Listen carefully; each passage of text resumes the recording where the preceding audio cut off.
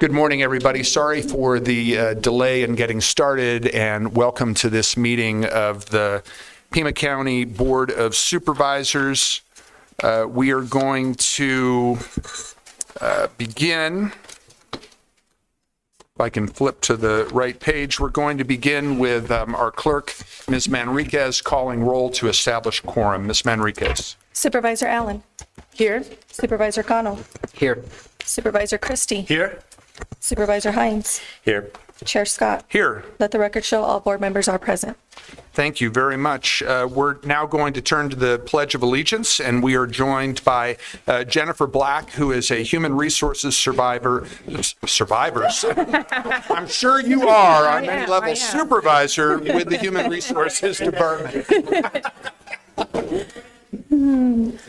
I pledge allegiance to the flag of the United States of America and to the republic for which it stands, one nation, under God, indivisible, with liberty and justice for all.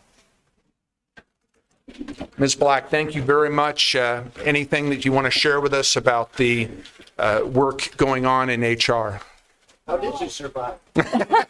I am surviving at the moment. So no, I work with a wonderful group. We've got a great team there and just trying to provide the best services for our county employees. So it's a good team to work with. All right. Thank you so much. Thank you. My pleasure. Really appreciate you being here. Appreciate it. We're now going to turn to item number 3 on the agenda, and it's going to be read by someone who I have known for a long time and am privileged to have welcomed as the newest member of the District 1 team, and that is Nathan Bacall. Mr. Bacall. Thank you, Mr. Chair. Members of the board, on behalf of Pima County residents, we honor the tribal nations who have served as caretakers of this land from time immemorial and respectfully acknowledge the ancestral homelands of the Tohono O'odham Nation and the multi-millennial presence of the Pascua Yaqui tribe within Pima County. Consistent with Pima County's commitment to diversity and inclusion, we strive toward building equal partner relationships with Arizona's tribal nations. Mr. Bacall, thank you very much. Thank you for being here today. For board members and members of the public who don't know you, please share some of your background with us. I did find out that Supervisor Christie sold a car to your grandparents. Yes, that is true. A Renault? Yeah, a Renault. I've never seen a Renault really anywhere around, so that's really cool. Yeah, my name is Nathan Bacall. Like you said, I'm the newest staff person in your office.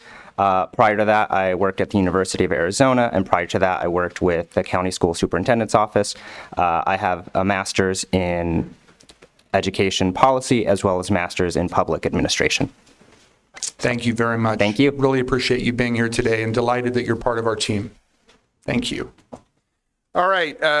Before we go to pause for pause, I'm going to turn it to Supervisor Christie because we lost a significant leader within our community, and Supervisor Christie has worked with the IT department to prepare a very special tribute to honor this individual. Supervisor.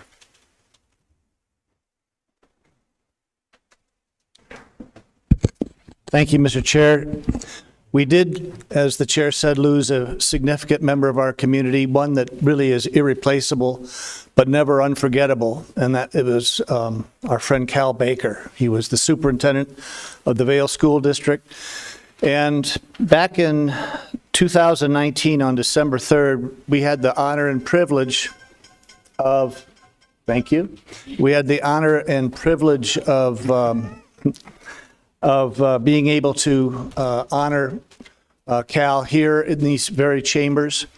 And what we said then in 2019, I'm going to say again today. I think it's just as fitting then, now for us to say it as it was then. And it really covers what Cal Baker meant to the Southeast region, to Pima County, and to thousands of countless students that he nurtured and mentored throughout the years. Whereas good schools provide the foundation of a prosperous society and a strong, vital community, and are an investment and public benefit that pays for itself in immeasurable ways, both seen and unseen.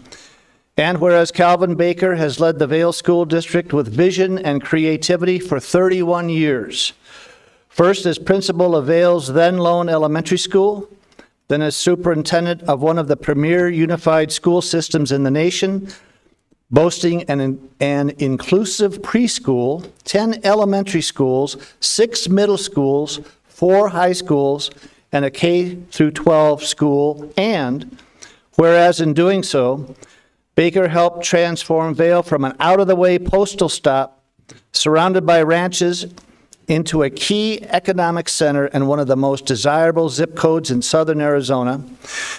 And whereas in his time as superintendent, Baker has created a responsive and innovative district that embraces technology and emphasizes high standards and personal accountability, all while staying on the cutting edge of education, theory, and practice, from opening Arizona's first district-run charter schools, a blended learning center, and an online homeschool partnership, to developing the Beyond Textbooks program, which allows teachers to share ideas, lesson plans, activities, and more. And whereas Baker's guidance has resulted in countless awards for the Vail school system as being among the best school districts with the best teachers in Arizona and the nation, as well as one of the best places to teach, live, and grow in Arizona. And whereas Vail school success also stems from Baker's philosophy of prioritizing parental involvement in a variety of means, including the empowerment of elected, parent-led site councils at every school, and the elimination of high school attendance boundaries, and the creation of district-run charter schools and other choices at the K through 8 level. And whereas Baker has established deep and abiding connections to our community, from the creation of a volunteer coordinator at each school charged with welcoming and connecting volunteers, to developing Vail Pride Day, the premier education event in Vail held annually at the Pima County Fairgrounds. And whereas, in short, in many ways, the Vail School District is the Vail community. And whereas the greatest testament to Baker's approach to education can be found in the high caliber and high character students produced by Vail schools, who go on to attend the world's finest colleges and universities, or become skilled tradespeople or public servants. And whereas the people of Pima County wish Calvin Baker great strength and a resolute heart, and look forward to his continued leadership in the Vail community and all of Pima County for years to come. Now therefore be it resolved that the Pima County Board of Supervisors hereby proclaims Friday, December 20th, 2019 to be Calvin Baker Appreciation Day, and sends its wishes to Calvin Baker for great strength and a resolute heart, and look forward to his continued leadership in the Vail community and all of Pima County. He will be remembered, and his leadership will continue, as well as his contributions. We want to acknowledge and show appreciation and respect for all that he contributed to our educational community and system. And I ask at this time for a moment of silence in his memory.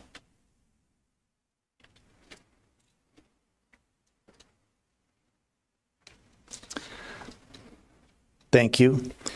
And just to let everyone know, the public is welcome in celebrating Calvin Baker's life at Christ Community Church on January 17th at 3 o'clock. Thank you, Mr. Chair. Thank you, Supervisor Christie. And just to add to your tribute, I really appreciated that the 2019 resolution used the words high caliber and high character in terms of the points of emphasis of Dr. Baker's leadership as an educator. That also speaks to the kind of person that he was. I met him when I was still a classroom teacher.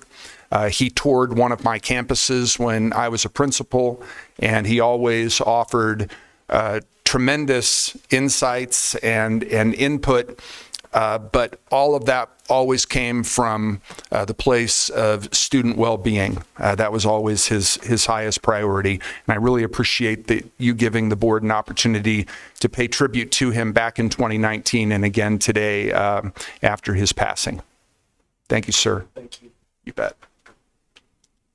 Okay, so we'll go back now to the regular agenda. Item number 4 is pause for pause.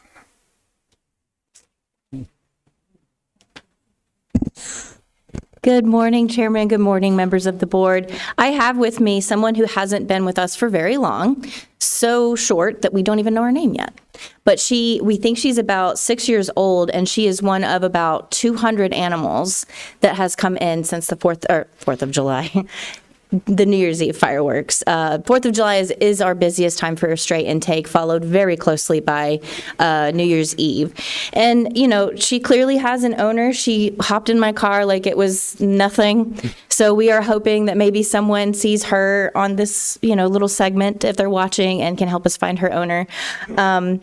If your pet is missing, please stop by PAC. It might be one of the roughly 200 that we have taken in. Most of them were big dogs. So if you have a big dog that's missing, hi, it's a PAC. So come get it. We have reduced adoption fees and free adoptions on most of our dogs because they've been there for a minute or they're older like this gal. So yeah, if your pet is missing, if you know someone whose pet is missing, please send them our way. We would love to reunite them. So thank you. Thank you very much. Okay, we'll now go to item number 5, which is current events and public acknowledgements. Supervisor Cano. Thank you, Chair Scott. I want to take a brief moment to introduce a new member of the District 5 staff. At this time, if Ariana Martinez-Reina can please stand. This is Ariana, who has joined Pima County and the District 5 team as our Executive Assistant and Communications Coordinator. Ariana comes to us with a strong record of public-facing service. Most recently, she served with Grand Canyon University, where she supported academic scheduling and day-to-day coordination across multiple departments. Prior to that, she worked at Saguaro National Park as a next-generation ranger, helping organize onboarding and orientation for new staff, coordinating trainings and programs, and supporting outreach and engagement efforts tied to the park's visitor and resource management work. Earlier in her career, Ariana supported the University of Arizona as the Global Health Institute Coordinator, helping plan programs and maintain partner communications, and she also served as an HR specialist and HR student employee, as well as completing a Peace Corps training experience as a youth health promoter trainee in Paraguay, and she also has a long history of engagement working with the YMCA. Ariana is a proud University of Arizona graduate, go Wildcats, earning a Bachelor of Science in Care, Health, and Society, and a Bachelor of Arts in Mexican American Studies. Please help me welcome Ariana Martinez-Reina. Thank you, Supervisor. Anybody else on that item? All right. Oh, I'm sorry, Supervisor Allen. Just reaching.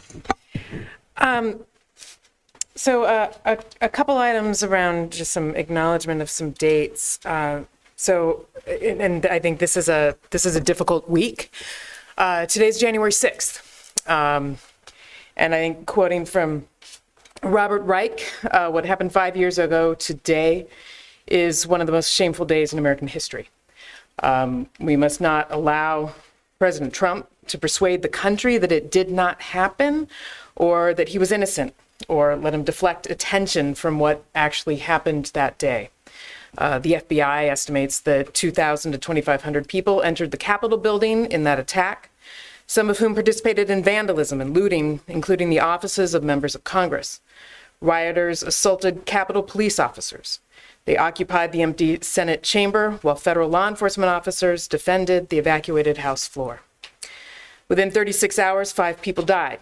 1 was shot by Capitol Police, another died of a drug overdose, 3 died of heart attacks and strokes, including a police officer who died the day after being assaulted by rioters. Many were injured, including 174 police officers. 4 other officers who responded to the attack died by suicide within 7 months. We must never forget this day, so that, as former Vice President Mike Pence hoped, history will hold Donald Trump accountable. Also this week is January 8th. It's been 15 years since in January 8th, 2011, United States.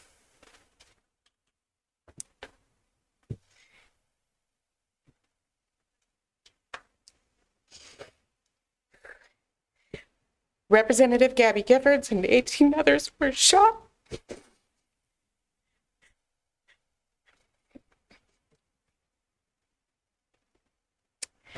During a Congress on Your Corner event held in Tucson supermarket parking lot. 6 people were killed, 15 were injured. Those who were killed were Christina Taylor Greene, my friend Gabe Zimmerman, John Roll, Dorothy Dot Morris, Dorwin Stoddard, Phyllis Schneck. And among the 15 injured were my friends Ron Barber and Pam Simon, as well as 2 spouses of those who were killed.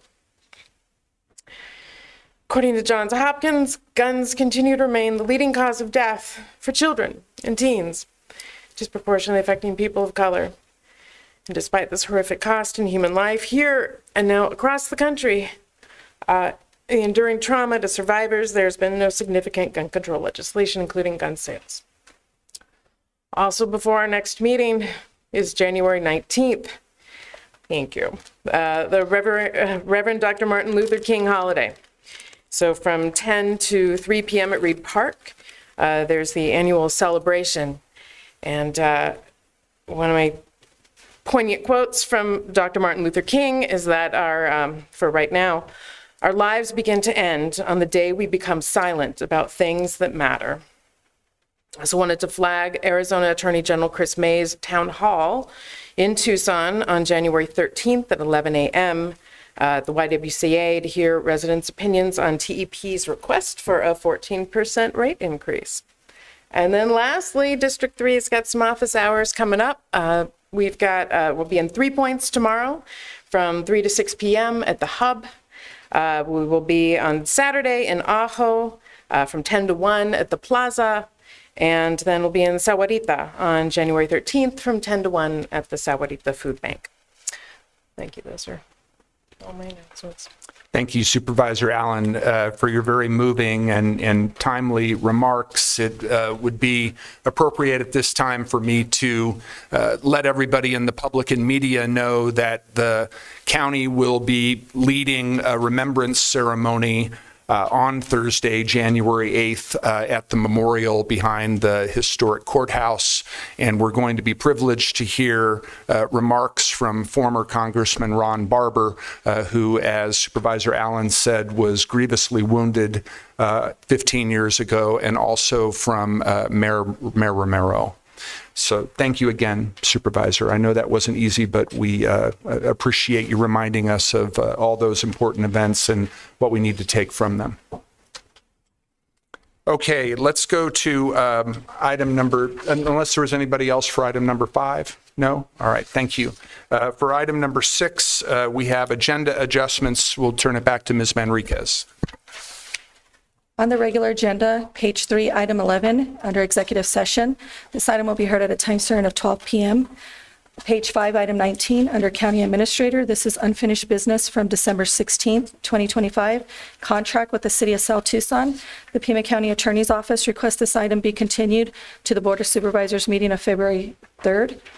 On the addendum agenda, page 1, item 1, under Board of Supervisors, dates and times for Board of Supervisor meetings. Supervisor Allen requests this item be heard with regular agenda item number 17, which is the addition of study sessions. Thank you. Thank you, Ms. Manriquez. I'm going to make an adjustment to the agenda. The next item would be number 7, which is oath of office, our procedural organization, which we do at the beginning of each calendar year. Was also hoping to consider item number 18 at the same time. But before we get to those items, which may take some time, we have 2 employee recognitions that the county administrator and her team have organized. The first one is the recognition of the retirement of David Sanders, Chief Probation Officer, Pima County Adult Probation, for 22 years of service. And I will turn it over to Ms. Lesher at this time. Thank you very much, Chair Scott. And I would like to ask, I think the court administrator, Mr. Oberholt is here, Ms. Urias also from the courts, because to actually make the presentation to Mr. Sanders, and I'm sure if the board would like to join them all, that would be terrific. Absolutely. We'll carry that forward.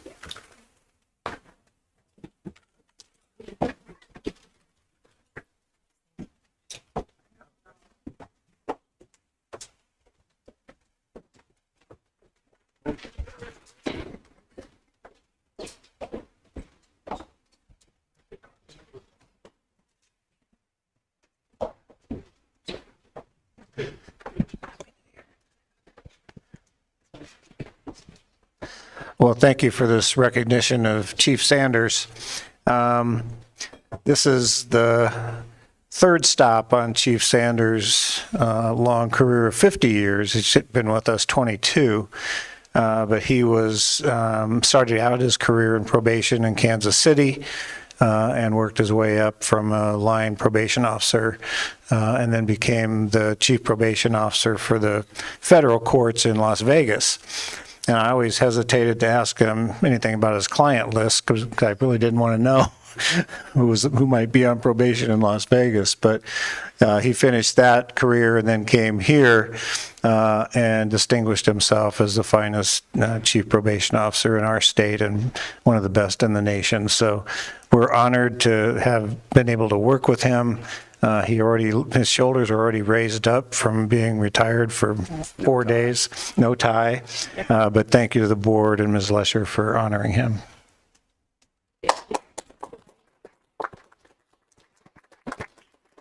Thank you very much. I'm humbled and honored to receive this recognition. But the overarching reason for my being here is to thank all of you.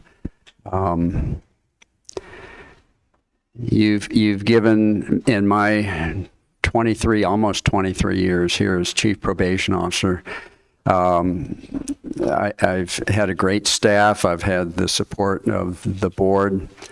I've had the support of Superior Court judges. I've had the support of court administration and county administration, and as well as criminal justice stakeholders and the county attorney's office, the sheriff, the police department, so on and so forth. So with that, after actually 54 years as a probation officer as of last week, I'm hanging it up and taking very fond memories into retirement. Thank you very much.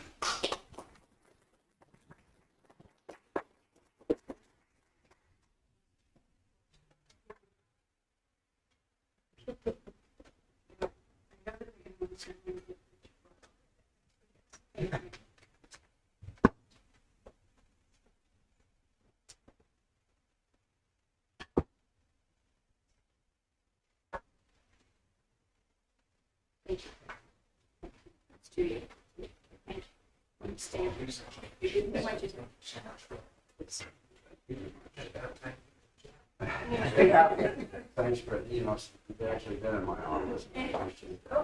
That's a story. When he first was elected, got around. Thank you. Yep. We got one more. Yeah, I'm just going up to get the flag. So I'll get it. You guys want to stay there? I'm just going up to get the flag. Oh, thanks. Are you going to read them? I will, yes. Thank you.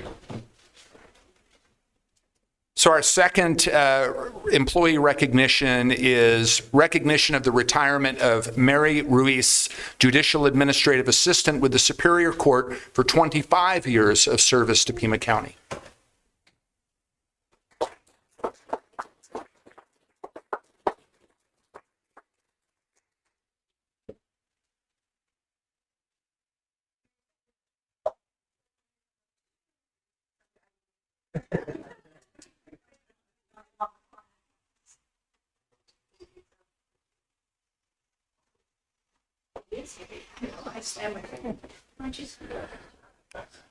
Well, thank you again to the board and to Ms. Lesher for honoring Mary Ruiz, who has dedicated 25 years of her life to Superior Court and to the citizens of Pima County. She most recently has been a judicial administrative assistant in our probate department and reviewing probate files and making recommendations to the court on future activities for folks that are going through probation or on conservatorship and those types of activities. So it's a very important role that she's had. She's here bright and early every morning. We run into each other at the elevator at about 7 a.m. and she's here bright and early and chipper, and she's been fantastic for 25 years. So let's give our appreciation to Mary.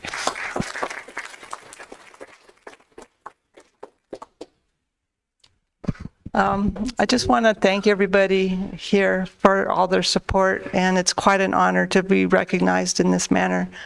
Didn't prepare anything. I just want to thank you, everybody, for their guiding me on this journey at Pima County Superior Court.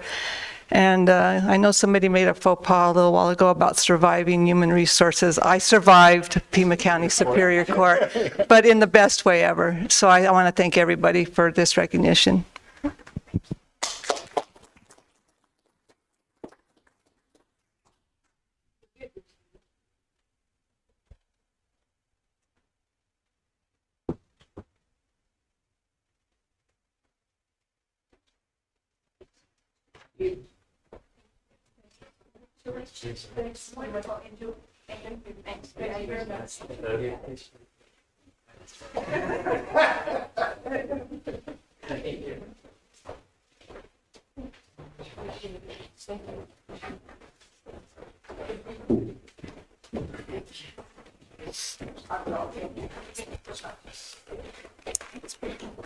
Okay.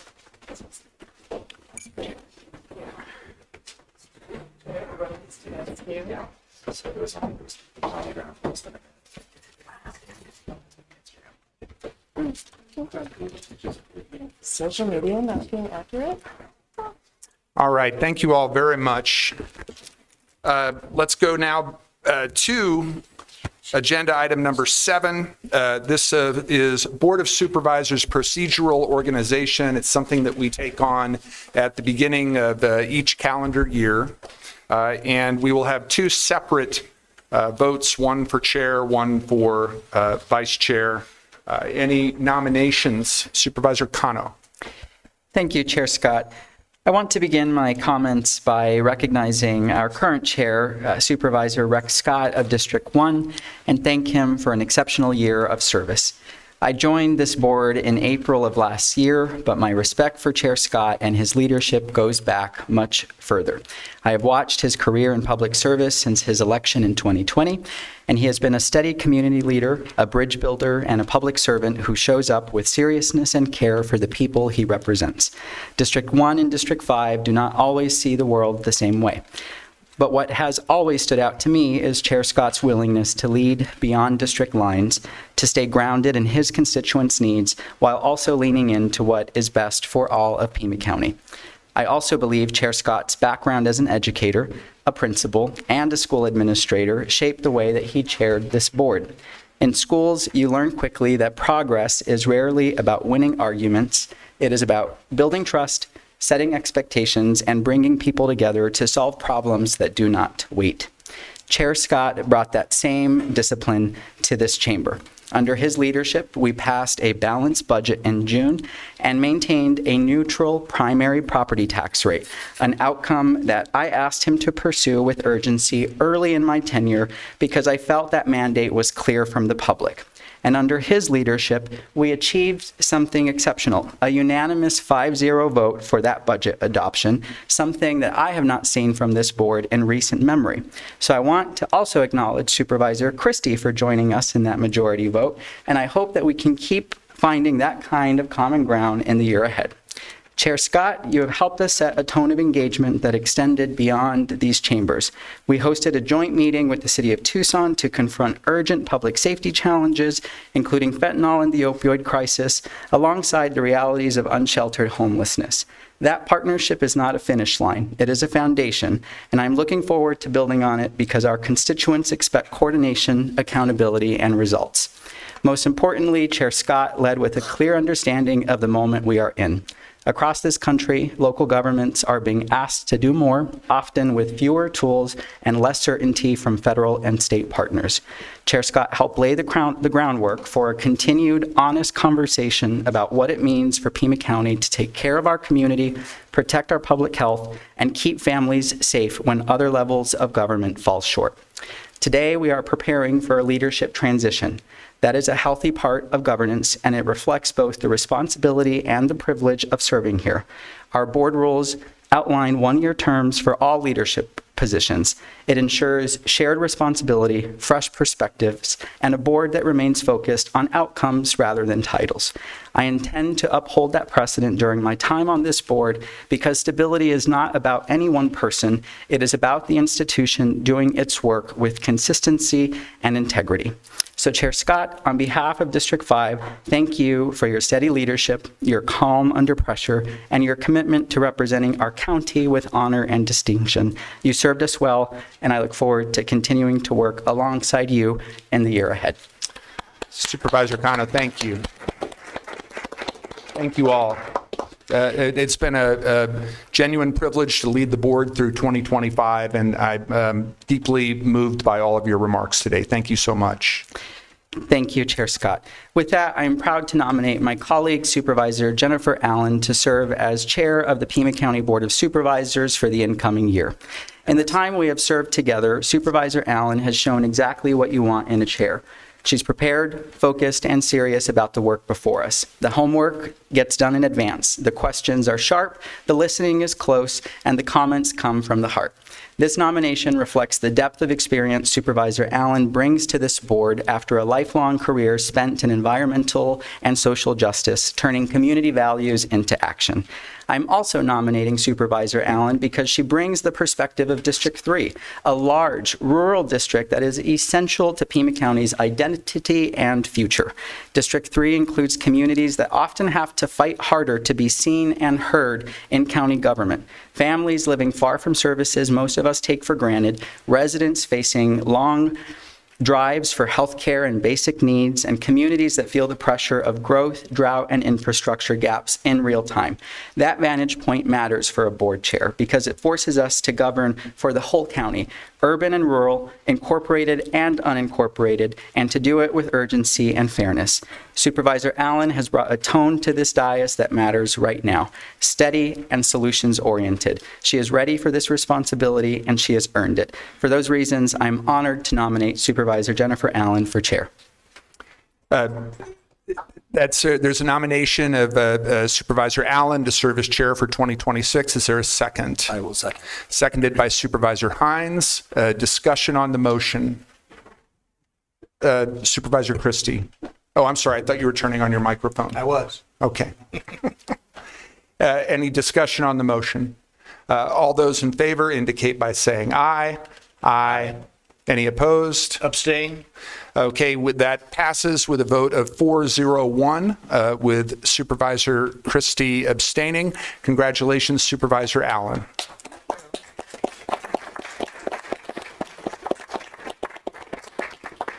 And based on the board's procedures, Supervisor Allen's first meeting to chair will be our next one on January 20th. We're now going to go to nominations for vice chair. Are there any nominations? Supervisor Allen. I would like to nominate Supervisor Hines as vice chair. Supervisor Hines brings tenure on this board, having served on the board, experience as a state legislator, experience as a medical professional, as we unfortunately continue to encounter health crises upon health crises, and experience as a local business owner. I also think that Matt is kind of the colibri. He's sort of the hummingbird energy level to sort of my kind of lower level. Matt is endlessly full of ideas and energy, committed to figuring out ways to strengthen our county and to address the many layered needs that our county residents have. So with that, I would nominate my peer. And I will happily second that motion. Supervisor Hines and I joined the board at the same time. I consider him not just an important colleague, but a valued friend, and I appreciate that the business that he owns is in District 1. Discussion on the motion. All those in favor indicate by saying aye. Aye. Any opposed? Abstain? The motion passes 401 with Supervisor Christie abstaining. Congratulations, Supervisor Hines. Thank you. And Supervisor Hines will also take on his responsibilities as the vice chair at our next meeting on January 20th. Darn, missed it again.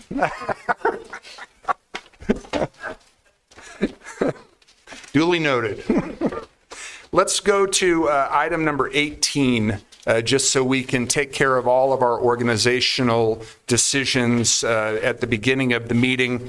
This is appointment of board members to boards, commissions, boards, committees, and commissions. And as Supervisor Cano pointed out, this board has always, well, not always. I think we started in either our second or third year, Supervisor Hines, having these appointments be voted on by the board. Right. In the past, they used to be decided by the board chair. Right. But I think we began under Supervisor Grijalva's leadership to have these be decided each year at the beginning of our organizational discussions. So the first one is Arizona Border Counties Coalition. Any nominations for this position? I would like to nominate Supervisor Allen. And Supervisor Allen, who currently serves in that position, is nominated to be retained in that position. Do we have a second? Second. Moved and seconded by Supervisor Cano. Discussion? All those in favor indicate by saying aye. Aye. Any opposed? That item passes unanimously. The second appointment is for the Legislative Policy Committee of the County Supervisors Association. Do we have any nominations for that position? Supervisor Hines. I would like to nominate you, Chair Scott, to continue in your service at the CSA. Thank you very much. Is there a second to that motion? Second. Moved and seconded by Supervisor Cano. The only discussion that I will offer is that I am the president-elect of CSA. I will be the president in 2027, and all officers are automatically members of the Legislative Policy Committee unless their county colleagues decide to go in a different direction, and I appreciate the consideration that we move forward with me in this role. Any other discussion? All those in favor indicate by saying aye. Aye. Aye. Any opposed? That passes unanimously. The next one is Pima Association of Governments and Regional Transportation Authority. There is a regional council for the Pima Association of Governments. There's a board for the Regional Transportation Authority. The 9 members of one are the 9 members of the other. Any nominations for that position? I'll nominate Supervisor Hines. Supervisor Hines, who currently serves in that position, is nominated by Supervisor Allen. Is there a second? Second. Seconded by Supervisor Cano. Discussion? All those in favor indicate by saying aye. Aye. Any opposed? Abstain? This passes 401 with Supervisor Christie abstaining. So that passes. And Supervisor Hines, we know this is a particularly important year with the special election coming up in March. So thank you for your willingness to continue serving in this role. Sure. The next one is the Chamber of Southern Arizona. They're in their first year, having merged Sun Corridor Incorporated with the Metro Chamber of Southern Arizona. We are the most significant jurisdictional member of the Chamber of Southern Arizona, and so we have a position on both the Board of Directors and the Executive Board. Do we have nominations for that position? I would like to nominate you, Chair Scott, to continue your service there. Thank you very much. Is there a second? Second. Moved and seconded by Supervisor Kano. Discussion? All those in favor indicate by saying aye. Aye. Any opposed? That item passes unanimously. The next position is for the board's liaison with Visit Tucson. Do we have a nomination for that position? I would like to nominate that District 5 Supervisor Kano continue in his role at Visit Tucson. All right. Is there a second? Second. Moved and seconded by Supervisor Allen. Discussion? All those in favor indicate by saying aye. Aye. Any opposed? That item passes unanimously. The next is the recently renamed Southern Arizona Education Council. From the early 90s, it was the Metropolitan Education Commission. It is a joint city and county commission, which recently it was moved by the board to include Santa Cruz County. Is there a motion for representation on the Southern Arizona Education Council? I would like to nominate Supervisor Allen. All right. Moved by Supervisor Hines. Is there a second? Second. Seconded by Supervisor Kano. Discussion? All those in favor indicate by saying aye. Aye. Any opposed? That item passes unanimously. Next is Board of Health. Do we have a nomination? Supervisor Kano. I would like to nominate Dr. Hines. All right. Dr. Hines is nominated, and I will second that. Any discussion? All those in favor indicate by saying aye. Aye. Any opposed? That item passes unanimously. And finally, this is new, the Tucson Pima Collaboration to End Homelessness, which is our local HUD-designated continuum of care.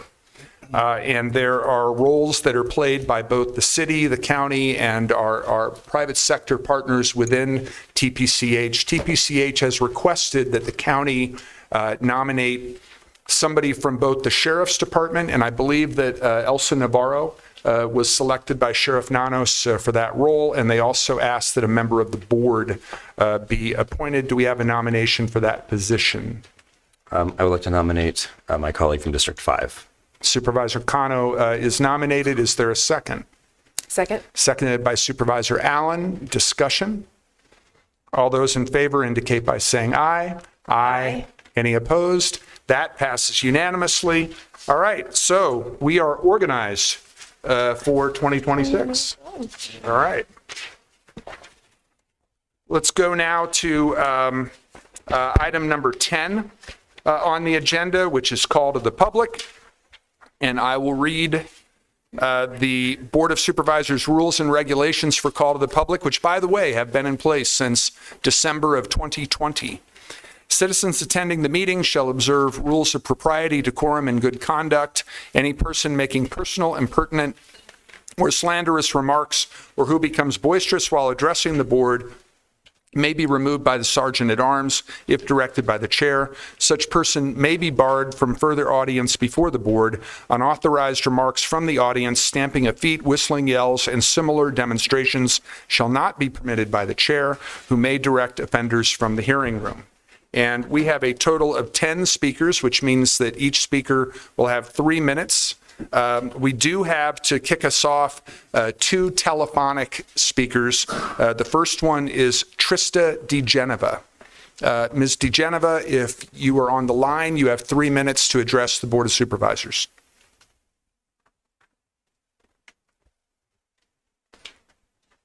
Good morning, Board. In a parallel universe, one where accountability still functions, I would be sitting on the dais with you. Instead, I'm here as a resident or declared candidate for sheriff and an independent presidential candidate for 2028. If we have elections, bringing you a record of systemic abuse of power that demands immediate action.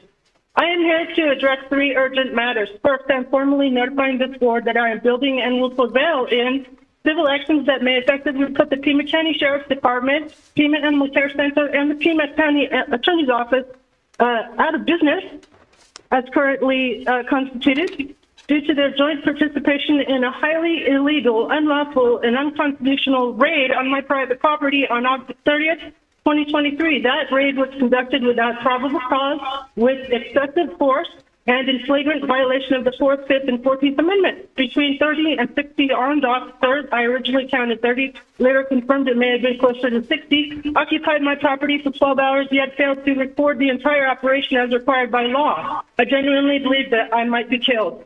And P.S. I was tortured in Pima County Jail.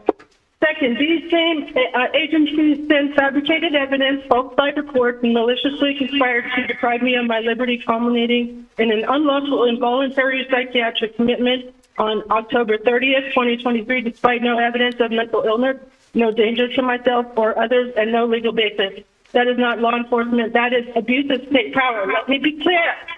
The lead detective, Teddy Noon, did not have charges after the raid. So instead of posing the case, he solicited a crime, calling a veterinarian a week later to retroactively manufacture allegations. That is documented. It is in their own report. My animals, prize-winning items, Samani chicken, therapy, and service animals I bred and cared for over years with 24/7 devotion. My animal family was unnecessarily and cruelly seized.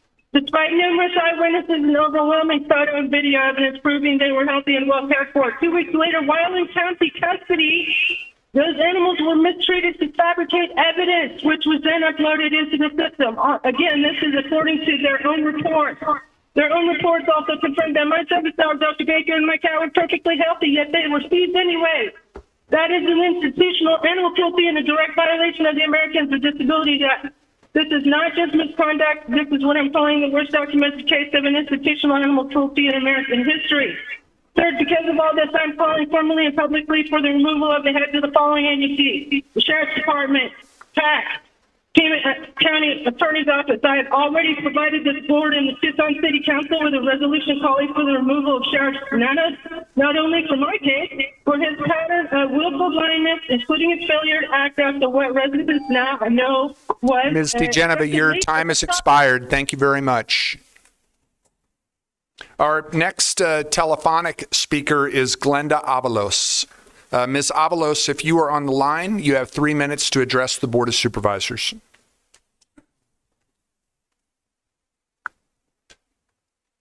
Buenos dias. My name is Glenda Avalos. I live in District 5, and I am also part of Casa Maria. We are living in a time where laws and legal process are openly being violated by the current federal administration, and they cannot be trusted to follow policies and procedures. Privacy protections need to be protected at a local level. We have no other choice than to trust you to lead.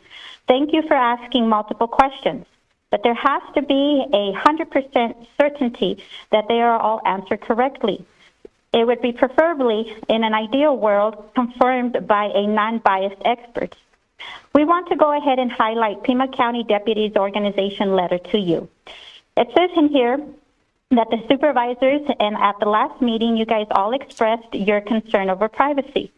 The letter says, our public agency is rapidly becoming engineered by a private corporation. Soon we will be too entangled with Exxon that the consequences of breaking free will be too high. The most financial sound investments the board can make, we believe, is not in gadgets from Scottsdale, but talent. Experienced people in Pima County. The most vulnerable thing deputies have is not training or equipment, but experience. I end with this. Protect our privacy. Put people over any other AI influence that is coming, as well as threats. Vote no on item 31. Thank you. Thank you, Ms. Avalos. We now have our in-person speakers. I'll go ahead and read the names of the first 3 speakers. When you hear your name, you're welcome to come down here and wait for your turn. Our first 3 speakers are Dave Smith, Florence Johnson, and Sandy Wilson. Mr. Smith.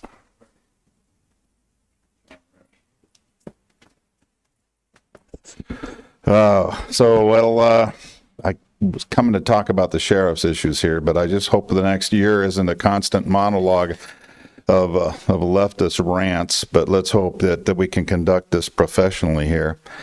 The sheriff's department is, of course, in a circuitous spending spree because of the nature of technology. I'm not a Luddite.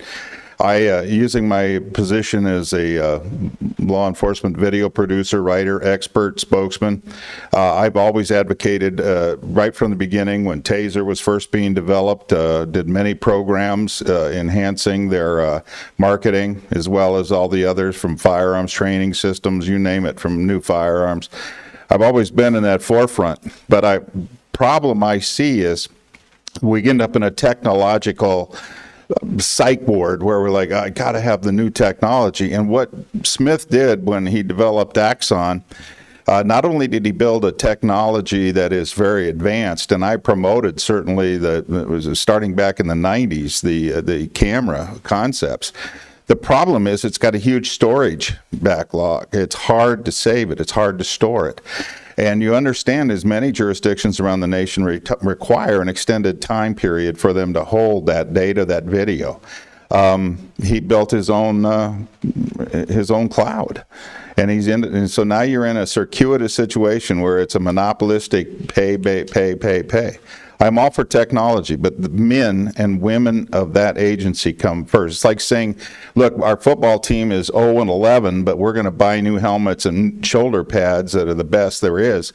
And that's not going to improve the performance of your team. Deputies are leaving wholesale the sheriff's department. When I was a young rookie cop 51 years ago out here on Speedway, and we're in the middle of a major fight at one of our bars back then, which, by the way, was really rowdy, then you always love to hear dispatch say the SO is en route, the sheriff's deputies are en route. And now I wonder how encouraged they would be to do that because of the liabilities, because of the lack of administrative support. You are their administrators. I ask you to look at this rationally and say to yourself, how does this advocate for the personnel? How does this improve the performance of the agency? And again, we need to find out how long is this cycle or this track of reinvestment going to occur, because it is a money-hungry system. As you know, trying to get a data network here as well. Anyway, guys, let's make sure, I know we have a board full of activists here, but you also represent the taxpayers. Think about our funding. Think about our expenses. Husband our resources. I've been saying that for years now. I hope you think about that. Husband those resources. Thank you. Thank you, Mr. Smith. Lauren, Mr. Smith, is this your dog? don't forget your dog. I usually have him tied to me. Very social. Oh, did he fall in love with you? He is a tramp there. Rescues, they're liable to... That wasn't recorded, was it? For posterity, Dave. Florence Johnson. Ms. Johnson, good morning, and you have 3 minutes to address the board. Okay. So thank you for this opportunity to have a public statement. I appreciate all of your service in serving as elected officials. I think it's really important to think about item 31 as an extremely large increase in the sheriff's budget. He's barely 5 years into a 10-year contract with Axon Services, and that contract was for $26.5 million. The contract that you are being asked to approve by the sheriff and by Ms. Lesher and by the IT department in Pima County is a $45 million 10-year contract, so it extends the contract to 2036. Axon's in Scottsdale, so this revenue, which would be $4.4 million a year paid to Axon for 10 years, will go to a company in Scottsdale who they'll be collecting sales tax on that, and so that money is going to be going out of our county to another county. That's taxpayer money that's funding this. I think anytime a contract is 70%, more than 70%, increase, that it should be put out for competitive bid, all the components of that contract. I think it's fiscally irresponsible not to put it out to bid. I think there should be some kind of rule that the Pima County Supervisors has that would say that if there's more than, say, a 40% increase in a contract extension or a contract that's being proposed, that there should be an opportunity to have other bidders on all the components of that contract. Tucsonians will lose administrative positions because many processes will be automated by this new Axon technology, the servers, the tasers that can shoot electricity and probes 40 feet 10 times. It's a public health risk, Dr. Hines. People who are in psychological crisis or abusing substances don't respond to tasers the way other people do. But there's also the surveillance technology. And I'm a proponent of Amendment 4 of the Constitution, protecting privacy and a right to non-surveillance. Thank you, Ms. Johnson. Sandy Wilson. And Ms. Wilson is followed by Robert Royce, Amy Bass, and Vivek Barathan. Good morning. My name's Sandy Wilson. I am a volunteer with Employer Support of the Guard and Reserve, ESGR, and I'm here today for a short presentation to Dr. Hines.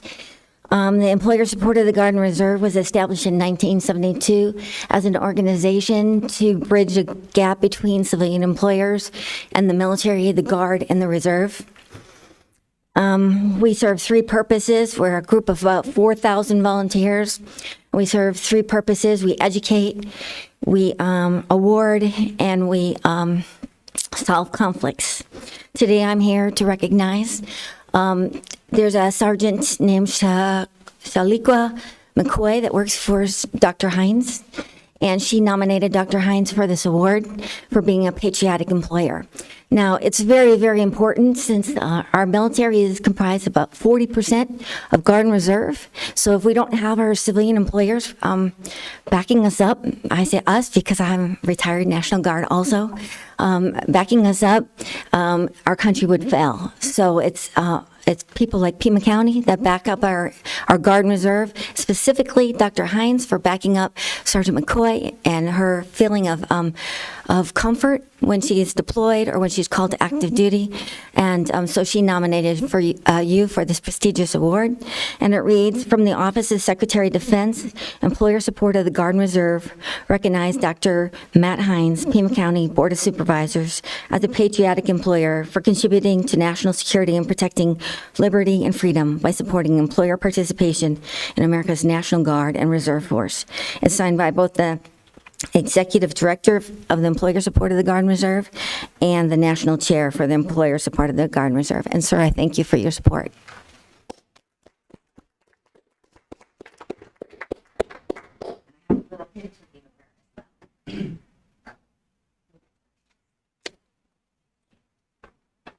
Thank you very much, and congratulations, Dr. Hines. You bet. Mr. Royce, you have 3 minutes to address the Board of Supervisors. This first meeting that I can remember where all 5 members were here at the onset of the meeting, so I appreciate that. Let me thank formally Supervisor Allen and Supervisor Cano for standing up to the powerful interests of the data center. I literally, in 23 years of attending meetings here, I haven't really seen 2 members of the majority stand up to the chair before, literally, so you're plowing new ground here. I appreciate it. We need clean industry and low water use industry in this town, and we should have, from the beginning, been focused on that, and we wouldn't be in this position right now. It's my opinion that if we put out a wanted signal to clean industry and low water industry, they would come. But we have not done that. We're throwing out a broad net for anyone, and that's just wrong since we're out of water. To Supervisor Christie, you ran and are basically a laissez-faire Republican, and your vote on this issue is in keeping with the principles that you put out when you ran for election twice, and I appreciate that. I also appreciate the fact that you're very often the only voice for financial responsibility on this board.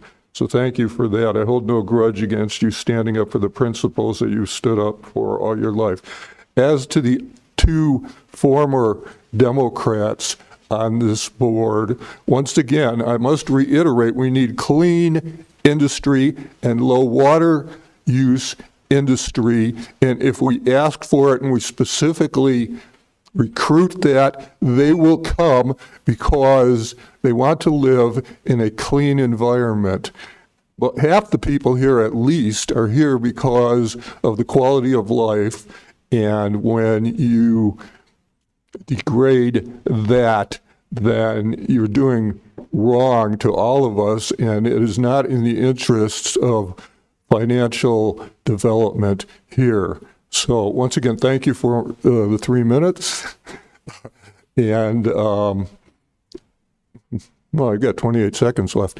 I will be circulating a petition to put my Jefferson party on the City of Tucson ballot with everything I've been speaking of today in mind. 2,000 signatures, and we'll have a new party on the ballot and a real competition in the next elections in 2027. Thank you. Thank you, Mr. Royce.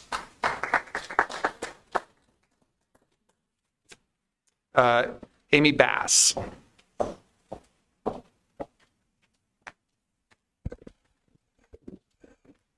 Thank you very much. And also thank you all for your service. Earlier, Supervisor, well, I'm going to say, my name is Amy Bass. I'm the Executive Director of Prevention, and I'm here representing Portable Practical Educational Preparation, PEP, Inc., with the Amato Youth Center today. And earlier, Supervisor Allen, you mentioned something about Mike Pence, and I just wanted to say it struck a chord with me because I remember that day clearly, and I remember watching our Vice President stand there and resist peer pressure. And it just struck me how all of you, being people of conviction in every day of your life, giving to serve in the best way that you know possible at whatever level of government that you are at. And I've been in these rooms many times watching people come to address you. Some very agitated, upset about things, and understanding you as human beings, wanting to do the best job for the people that have elected you. So I remember that day, and I remember the resistance of peer pressure. That is something that we teach in our programs to youth. So I know that all of you are pressured in multiple ways every day. So thank you. And someone made the joke about surviving, and you are all survivors. So thank you so much. I do want to say that our Amato Youth Project is the result of a cooperation between Pima County PEP and Sahuarita Unified School District, and having the new Amato Youth Center is the greatest gift that we could give this rural area. And you spoke earlier about how rural communities are often lacking in resources, and sometimes out of sight, out of mind. Sometimes we forget. So I want to thank Supervisor Allen for, when you first came in office, to coming down and seeing what we're doing, seeing the kids in action, understanding those little hearts and minds that we are shaping and forming for the future, so that they too can have an opportunity to contribute to their community. I have with me today Angelica Martinez, who is our local Amato Youth Center Center coordinator. She works every day with these children.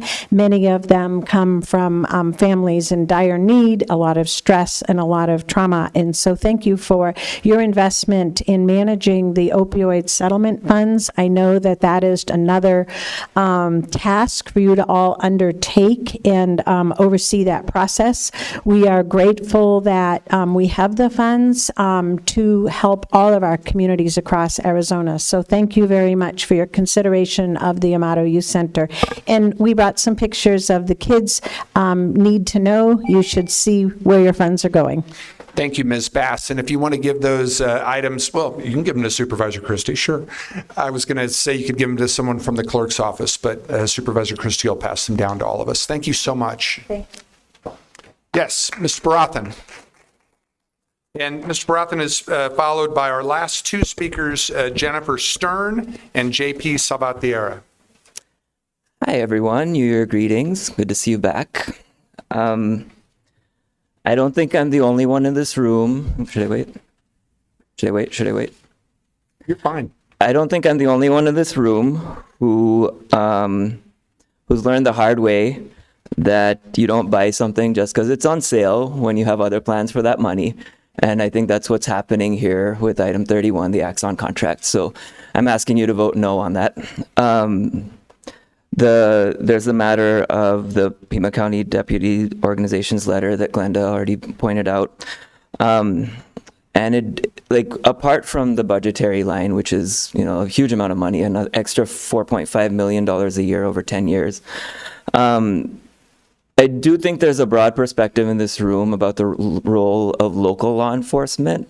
But I also think that perspective narrows when it comes to federal law enforcement and the role of the federal government currently as it is in terms of their commitment to criminalizing dissent, which is on the record. And I know that during the last meeting when it came up as far as like what happens to the data and how the federal government could potentially obtain the data, you know, this is less, I think my concern is less about like data breaches and illegal methods to obtain that data as much as it is legal methods to obtain that data, right? We have a case in Oregon from late last year where Oregon has a sanctuary policy in place. And despite that, the federal government issued a subpoena. It went to the courts, and the courts sided with the federal government and ordered the state of Oregon to hand over that data, even though they didn't want to, right? So what the sheriff told you at the last meeting about owning the data, having control of the data, none of that is really relevant if the federal government decides to obtain that data. I just wanted to share a quick story. Over the holidays, I got a letter from my former employer, the University of Pennsylvania, that their data had been breached and my social security number had been compromised. And the funny thing about that is I haven't worked for Penn since 2013.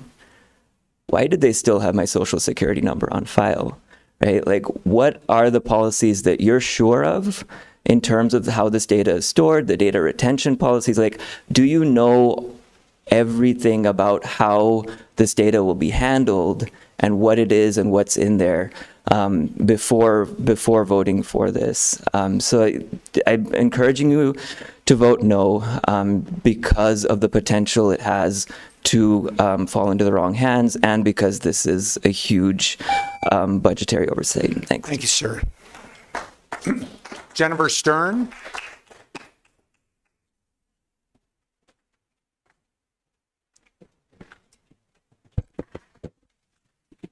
Hi, my name is Jennifer Stern, and I'm a resident of Tucson, and I am thankful for being here, and thanks for listening to what I have to say today. My background is filmmaking. I have a degree in that. I'm an expert marketing specialist and strategist. I also work on a podcast called Race Remix, and I not only do translations sometimes, but I also transcript the audio.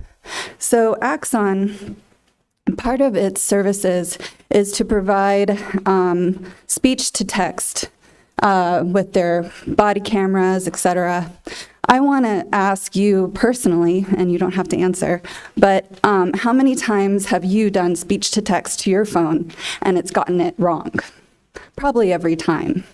And that also depends on, I don't know if you've ever seen the documentary Coded Bias.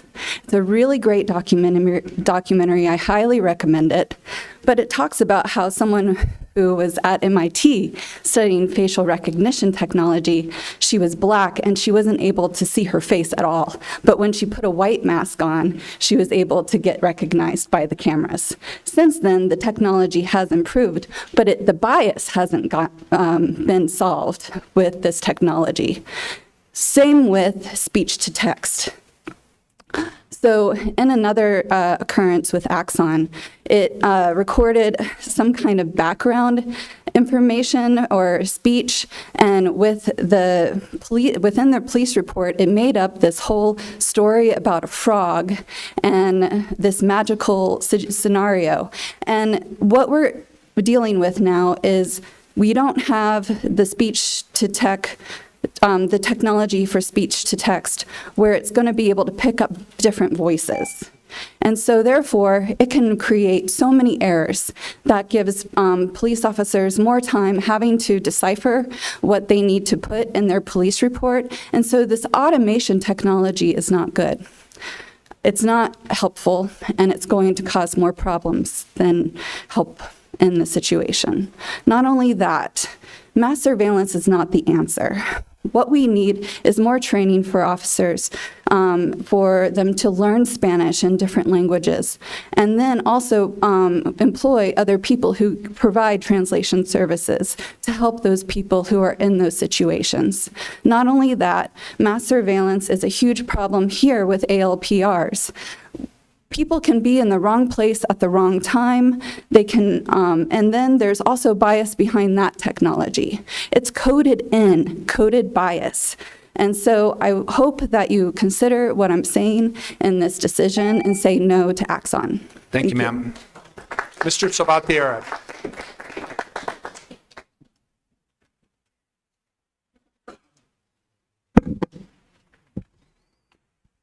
Chairman Scott, Supervisors, Attorney Administrator Lesher, Attorney Brown, I'm grateful to be here today to speak with you. I'm welcoming a new year with fresh eyes and a clear slate, and actually thinking about how to mitigate any infringement of your authority in a way that creates duress, whether it be by adverse influence from some other direction that is unforeseen or that comes up in executive session. I remember just the last meeting, Supervisor Christie mentioned something about staying in open, public, full disclosure rather than going into executive session, and I commend you for that. Actually, I think the whole thing ought to be abandoned. Executive session is non-disclosure to the public at large. Executive session is non-disclosure to the public at large. Your non-disclosure agreement is incomplete. If you use it, you must declare that the public has the right to confirm your guidance, your privilege to be in office to represent us. It's not a right, it's a privilege. And with that comes your reciprocity to the general public. That's in the doctrine of public trust. And I'm sure we can all agree with that. So with that in mind, if there's new technology to do that, that I can conceive of and bring to you later, which I already have in mind, we can champion that direction. And none of my friends on this board, anyone else behind you that creates policy, will ever feel that they are jeopardized by their own conscience. The other thing I really need to identify is the fact that we're in a time when the federal government or even the World Health Organization may not have the public's best interests at heart, because we're dealing with a for-profit pharmaceutical industry that has a model of income and return. And some years, they can't get the right influenza to the people properly. And even the health services here in Pima County, if you ask for a spray flu virus, you can't get it. Oh, they'll give you the shot. Thank you, sir. Take care. Thank you. You as well. Mr.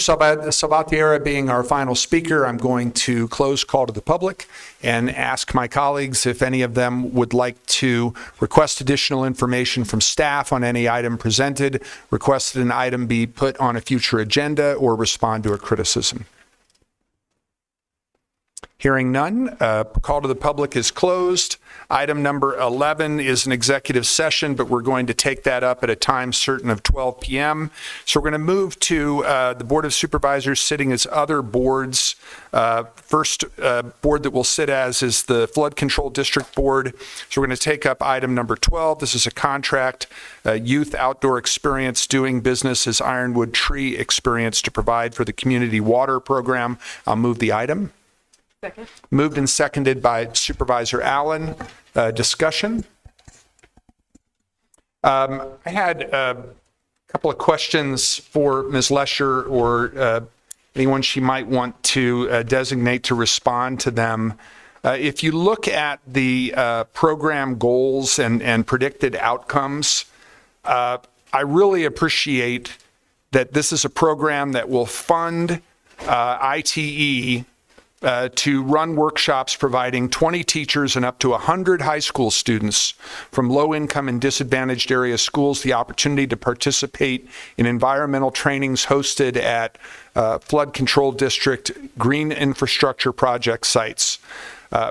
The program will provide paid workforce development opportunities to participants through hands-on engagement with future and existing neighborhood-scale stormwater projects funded by the district.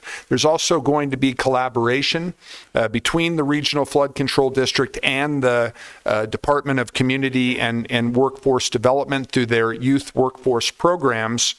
If you look further down on the BOSAIR, under the section that says provide information that explains how this activity supports the selected prosperity initiatives, it's noted that 2 of the cross-policy initiatives, preventing and reducing crime, addressing climate resilience and environmental justice, are addressed by this item. So is one of the singular policies prioritizing workforce development for underserved populations. I just wanted to know if we could hear back, and it doesn't need to be today, Ms. Lesher, but is this the kind of model that can be adopted by other departments in terms of moving forward some of the prosperity initiative policies, especially the cross-policy items?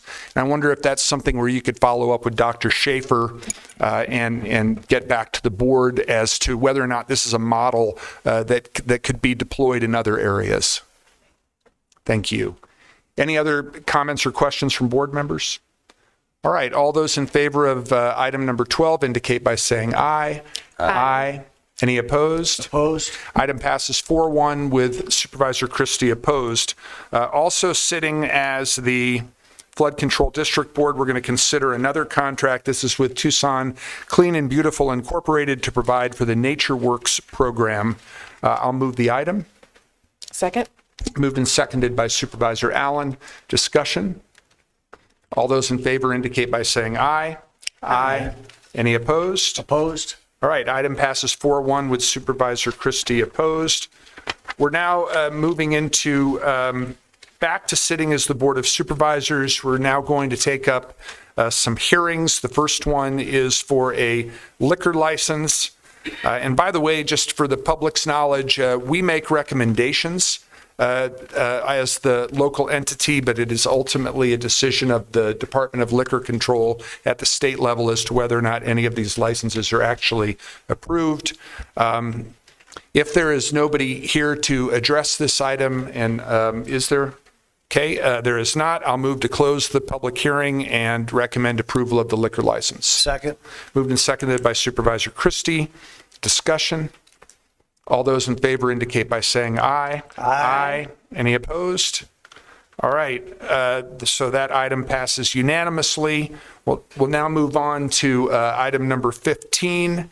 This is a hearing for solicitation number IFB-250002150 OEM and remanufactured printer and fax toner cartridges. It's an appeal of procurement director's decision. We do have two speakers, and I believe they're both participating remotely. And before we call on our speakers, Ms. Lesher, is there any presentation from staff? Thank you, Mr. Chair. I think in order to really understand the appeal and the process, we do have Mr. Collins here, who is our procurement director. I'd like if he could to just give you a snapshot of where we're standing right now with this situation. Thank you, Ms. Lesher. Mr. Collins. Good morning, Chairman Scott and members of the board. For this particular item, it consisted of an invitation to bid where the award process is based on awarding to the lowest responsible and responsive bidder. I just want to walk through real quickly the system we use called BidNet because the information is relevant in this particular conversation. In BidNet, it electronically will capture the name of the entity or business submitting the bid. However, we have a two-step process. The second part of the process is we ask for the company we will be awarding the contract to sign what we call the offer agreement. So there's a name of a supplier that submits the bid. Within their bid, they're required to sign a document called the offer agreement. The name on the offer agreement is the entity that we will do business with. It may not be the name of the company that submitted. The offer agreement dictates who we will do business with. In this particular case, a solicitation was issued October 27th, 2025. The system collected the information, and we had a very good response, 9 responses. On November 25th, we published a notice of award, which is our standard process.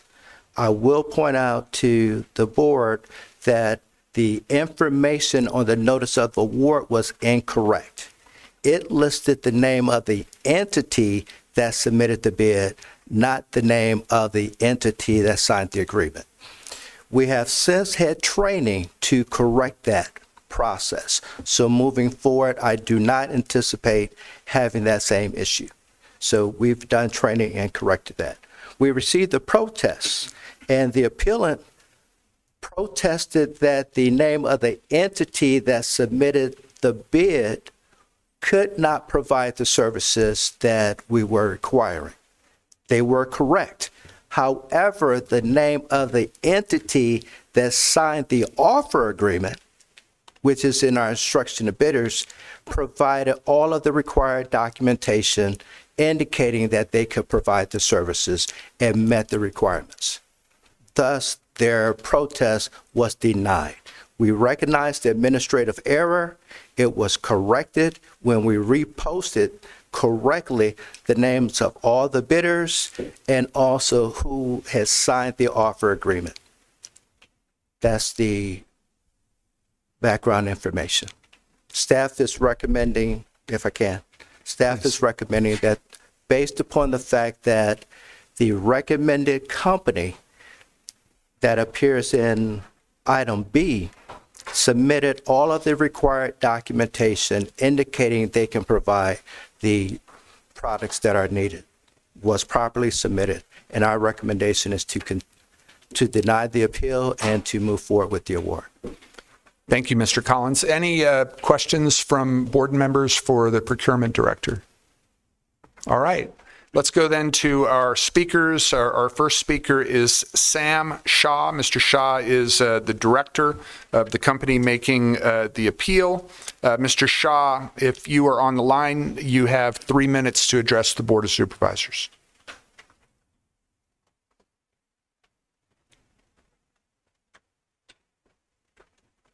Is Sam Shaw on the line?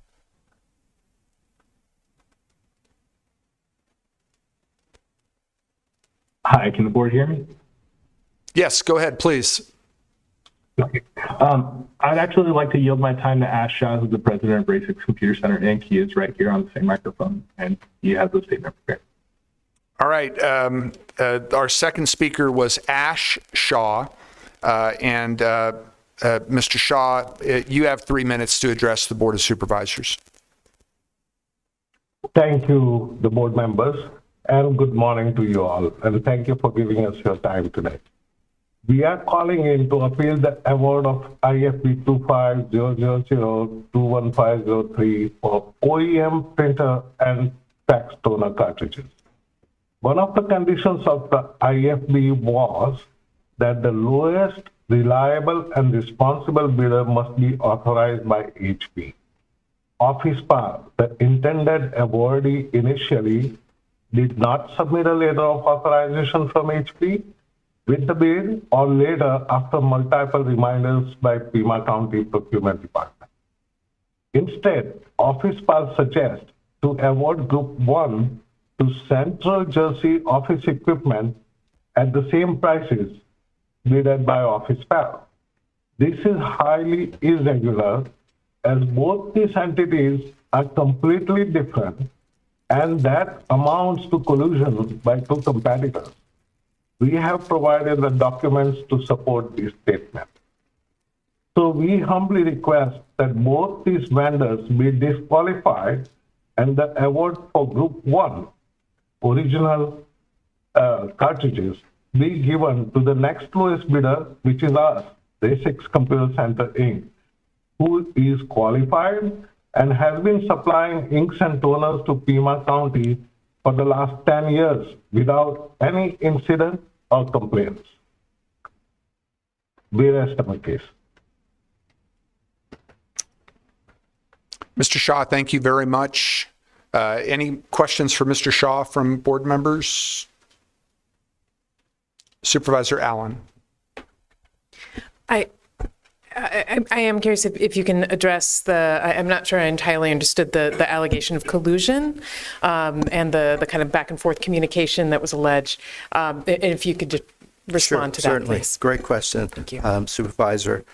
The communication between the Pima County Purchasing Department and the two suppliers, primarily the supplier the office supplier, since they submitted the bid and it was for a different company, my staff contacted them for clarification as to who was actually officially bidding. We have a document from the awardee that we've recommended, but because there's a discrepancy, we just wanted to be clear that the bidder understood that we would be honoring the company that signed the offer agreement. For the offer agreement, all of the submittals are time and date stamped electronically when you submit the bid. Our records show that all of the certifications required that your HP distributor were submitted with the original bid in accordance to our solicitation requirements. We did not attempt to address the allegations of collusion. We had a clear respondent that followed our instructions and provided all of the documents electronically and their time and date stamped. Thank you, Supervisor Allen. Mr. Shaw, go ahead, please.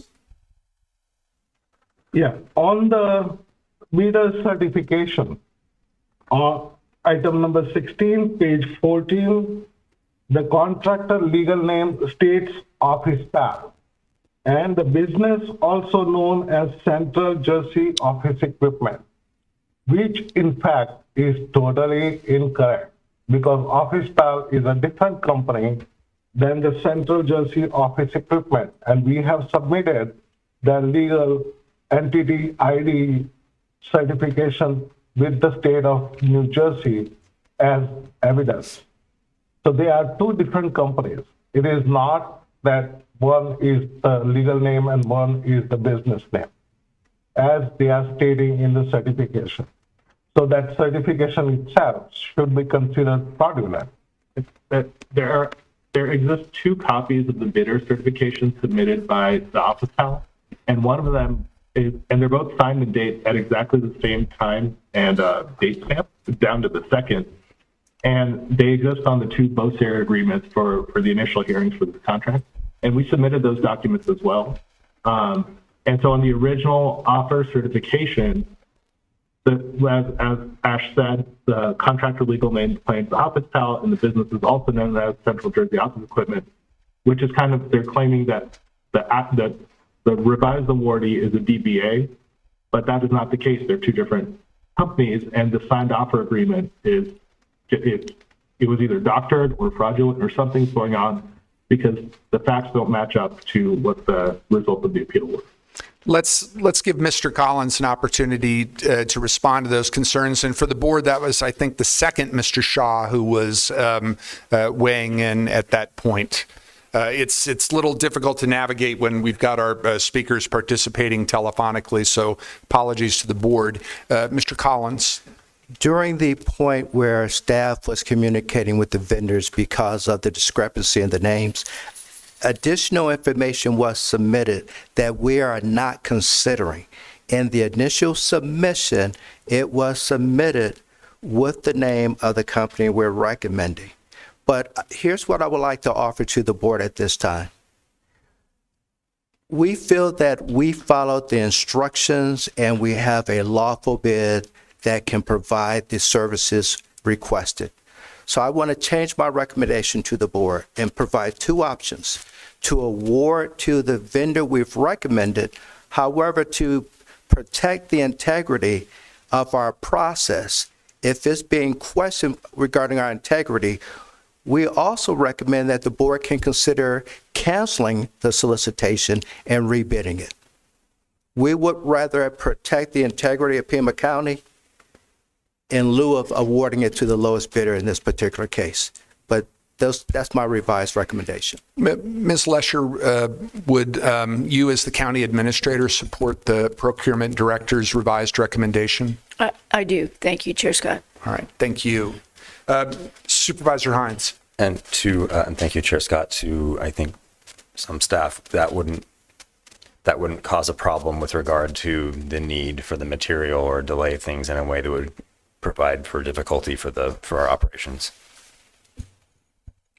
We can have a stopgap measure and utilize another procurement method, a cooperative, and acquire the items until the item is solicited and awarded. Any other questions or comments from board members? Mr. Collins, could you restate your two recommendations just to make sure the clerk has them? The first recommendation is to deny the appeal and award the contract for item B to Central Jersey Office Equipment, the lowest responsive and responsible bidder. The option 2 is for the board to direct the procurement director to cancel the solicitation and reissue it. Okay, I'm going to move that we close the public hearing and adopt the second recommendation that the procurement director has offered the board. I will second. Moved and seconded by Supervisor Hines. Discussion? All those in favor indicate by saying aye. Aye. Any opposed? All right. Thank you, Mr. Collins, for giving the board that recommendation that speaks to the importance of the integrity of our processes. We appreciate it. All right. And Mr. Shaw, thank you for your participation. If you have any follow-up questions, please direct them to the clerk's office. Okay, we're going back to the regular agenda. And item number 16 is approval of the consent calendar. I will move approval of the consent calendar as submitted. Second. Moved and seconded by Supervisor Hines. Discussion? All those in favor indicate by saying aye. Aye. Any opposed? The consent calendar is approved unanimously. We're now going, still sitting as the Board of Supervisors. We're taking up item number 17, which is unfinished business addition of study sessions.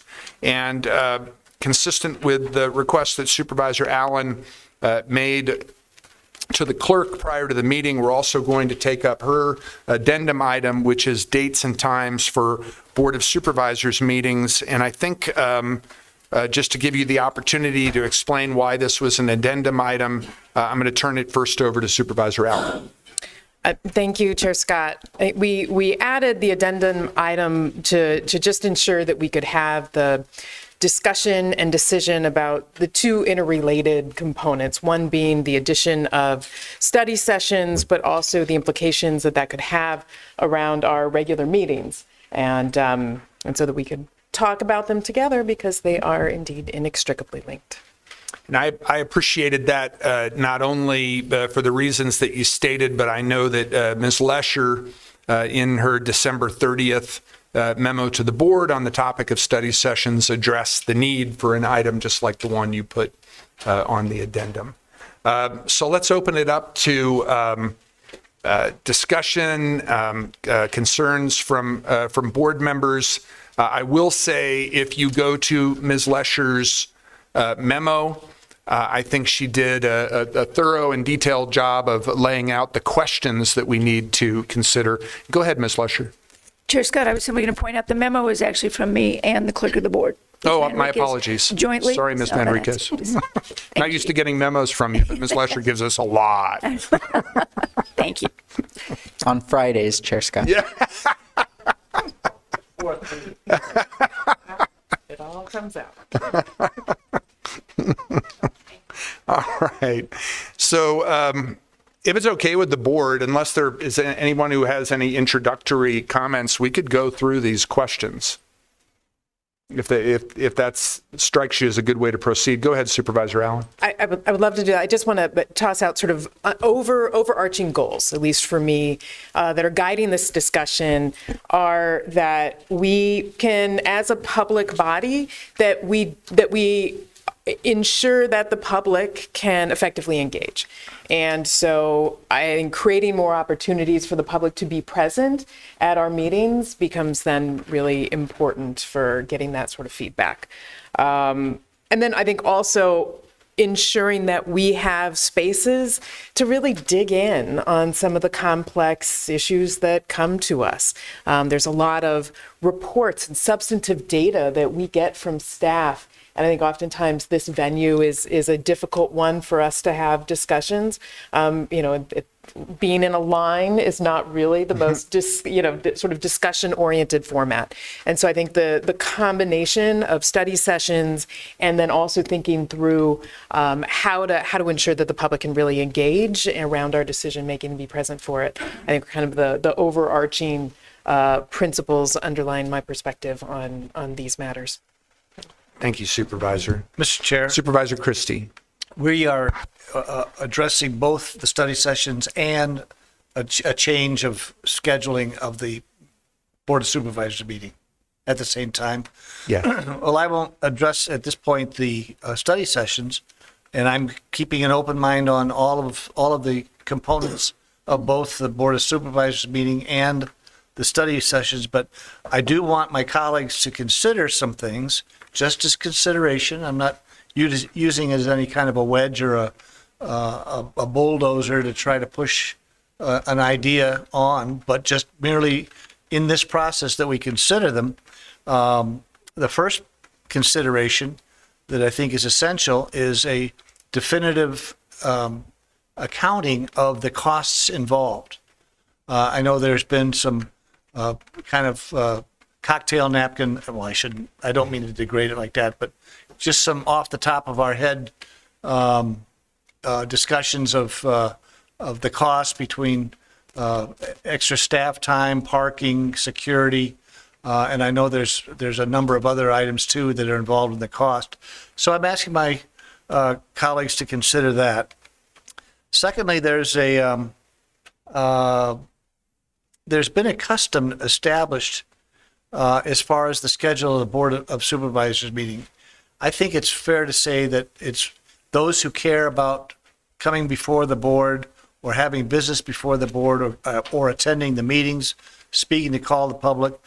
I think it's well established that the public knows that, as has been the custom and has been the scheduling for many, many years now, probably, I would have to say probably always, that the public meetings, the Board of Supervisors meetings have always been the first and third Tuesday of the month at 9 a.m.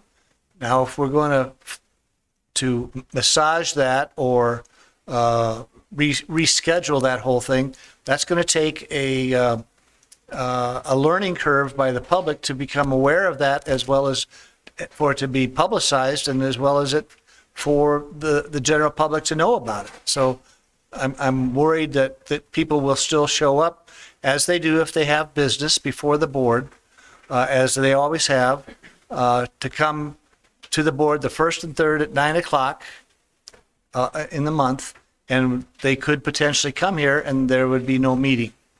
So that, I would ask that be considered as well. And since, in the third item for consideration, merely consideration again, is since the pandemic, we have remote participation. And that is always available to the public, not only for participation in a phone-in, but to view the proceedings on YouTube or the county channel that provides it. So we didn't have that prior to the pandemic. We have that now, and it's been utilized quite often, as well as remote participation. So those three considerations, the cost, the custom that's been established for the schedule, and the remote participation, I think should be looked into as we proceed with these discussions. Thank you, Mr. Chair. Thank you, Supervisor Christie. Any other initial comments from board members before we move into the questions outlined in the county administrator's memorandum? All right, so the first question, they're broken up into three categories: study sessions, time of day of regular meetings, and study sessions and meeting day of the week. The first question, 1A, should study sessions be held once a month? Supervisor Allen? Yes. Okay. and I concur. Any other comment on that first question? Mr. Chair. Supervisor Christie. I have no problem with a monthly study session. I think the time of it is it going to be a deciding factor? And also, can it be determined, if it is scheduled, that as we proceed to that date of the study session, at some point there might be evidence that we don't need to have a study session, that it can be retracted. Also, what would the parameters be? Is there going to be a quorum required, or who's going to attend? I think it should be strictly to the supervisors. No staff should be in a proxy situation in those study sessions. But if the board wants to have one per month, I would certainly be open to that, as long as there's flexibility in the timing as well as the hours. I would think that a study session would be most effective during the working day. That would be my preference if we go the monthly, once a month study session. Thank you, Supervisor Christie. And Mr. Brown, just to affirm this, study session is a meeting of the board, so it would require a quorum of members to go forward. A quorum is generally, Chair Scott, generally required to take action. If the study session were simply to discuss and share information, if there were not a quorum, I believe the meeting, the study session could still continue. because there would be no action taken. But to Supervisor Christie's other point, it wouldn't be appropriate unless they were called upon by a member for staff to participate in a proxy role.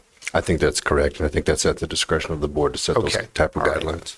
All right. Thank you for raising those issues, Supervisor Christie, and thank you for responding to them, Mr. Brown. Supervisor Cano. Thank you, Chair Scott. Can we clarify that point with council? What does that mean? And perhaps it's a question for my colleague from District 4. What are you wanting to ensure that staff not act as a proxy for? Which staff in particular? If, for instance, you had something that was conflicting with the study session and you were unable to attend, I don't think it would be appropriate for someone of your staff, I don't know who, to fill in your place and act as you being the supervisor. Right. So thank you, Chair Scott and Supervisor Christie. I share that same sentiment.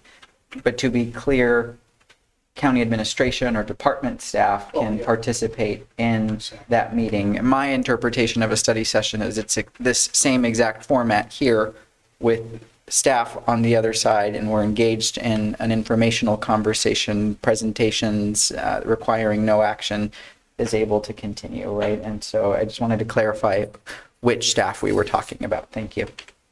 Thank you, Supervisor Cano. And Chair Scott, please go ahead. On the question of am I supportive of an additional study session, or a study session once per month? Yes. And I would like it to be on the same day of an existing Board of Supervisors meeting. And I would prefer for it to be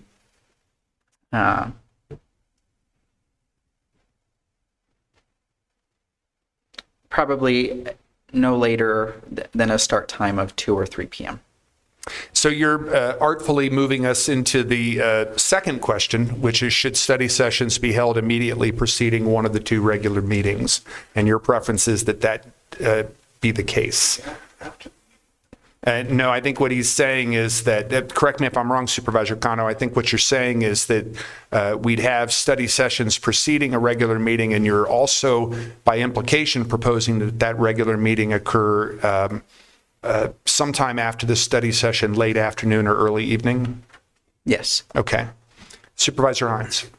So in answer to the first question, yes, once monthly study session. And I was going to add and echo the sentiments from District 5 that preferably not a third meeting out of the month, but something that aligns with existing meetings. And I also favor an evening start time of 5 p.m. So a 2 p.m. or 3 p.m. start for a study session would make sense. Can you repeat those times, sir? I'm sorry, I didn't catch that. Sorry. I mean, if we do board meetings in the evenings, a 5 p.m. start, and then a 2 or 3 p.m. study session start whenever we have the monthly. Okay. All right. Supervisor Cano and Supervisor Hines moved us into the second question, which is appropriate because I think there's a consensus that having study sessions once a month is a good thing. And they're both expressing the desire that study sessions be held immediately preceding one of the 2 regular meetings, and that we would then move one of our 2 regular meetings to an late afternoon, early evening start time. Any comments on that? Supervisor Christie. The late afternoon, early evening start time, we've had meetings that go 7, 8, 9, 15, 25 hours. If you start at that time at 5:30, what's the end time? Well, I don't believe there would be a designated end time. That's my problem, and that's why my suggestion is that we maintain the schedule of the regular Board of Supervisors meeting at its customary time, and then schedule a study session over and above it in addition to the 2 normal board meetings. What time would be appropriate? Any time that we could start in an expeditious manner, 9, 10 o'clock in the morning, or 2 or 3 in the afternoon, but certainly be done well before 5 or 6. Let me offer something, and I've actually shared this with the county administrator when she was following up with individual board offices as to how we might proceed. I agree that if we have once a month study sessions, that they should precede a regular meeting, which would then mean that we would have one of our regular meetings be have a late afternoon or early evening start time that would allow people who find it difficult to come to a board meeting during the regular workday to be able to do so. However, I also think that there are members of our community who would find it difficult to make it to a late afternoon or early evening board meeting. I think a lot of members of who we saw from, for example, the Catalina Foothills Association and Tucson Mountain Association, I would bet some of those members are more comfortable with the traditional board start time. So what I was thinking, and what I proposed to the county administrator when she was polling us as individuals, is that we, the non-study sessions meeting day continue to be at 9 o'clock.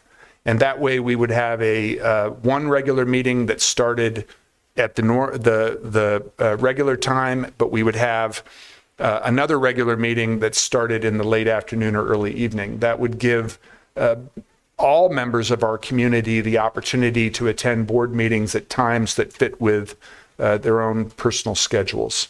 So I wondered what my colleagues thought about that. Supervisor Hines.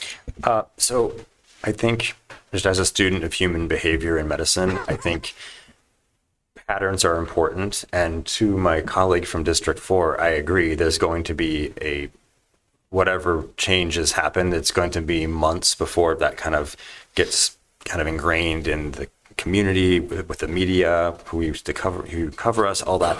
I think if we're bouncing back and forth between like a 5 p.m. meeting and a 9 a.m. meeting in the same month, that's going to create some chaos and make it a little bit harder to adjust to whatever our changes are. So I would favor that whatever we do, we keep it the same time, at least for the first few months, to see how things are working, and not go back and forth, because that will cause some people some serious issues. And again, the pattern of 9 a.m. has existed for decades. I get that. But if we are going to start a pattern of, aligning more with or kind of mimicking a bit what the city of Tucson does, they have a similar kind of, we're talking about a similar sort of situation, an evening meeting, afternoon study session. I think it's important to stick with that to then get that new pattern established. Otherwise, it should be really complicated. Supervisor Cano. Thank you, Chair Scott. And to complicate things, I don't want a Tuesday night meeting the same time that our colleagues across the bridge are meeting. And I feel as though a Wednesday is bad, because often times, so I would prefer a Monday if we're going to look at another day. And so I want to throw that out. And the more I've been thinking about this, Administrator Lesher, can you remind me, since I'm the newest member of the board, what is our planned budget hearing process for the spring? How many budget hearings do we have? And is there kind of can we try something in the spring with that budget hearing process of maybe perhaps doing those in the evening and seeing how it works? And if it's kind of a bit of a compromise to see what that participation can look like and kind of see what that cadence is like, because right now those happen at the regularly scheduled meetings. They're presentations, it's study session like, right? What do we have planned right now? And I see our director is also here. Thank you. Chair Scott and Supervisor Cano, yes, Mr. Quadron is here. We have not fully fleshed out what all that will look like. As you know, the clerk has been polling the board to see when we might be able to get together and have a retreat with the board and look at all of the issues related to the budget, including when those public hearings might be held. But Mr. Quadron, I think we've got some dates in May that we have tucked in, or March. Yeah, Administrator Lester, Chair Scott, Supervisors, Happy New Year. Thanks for having me here.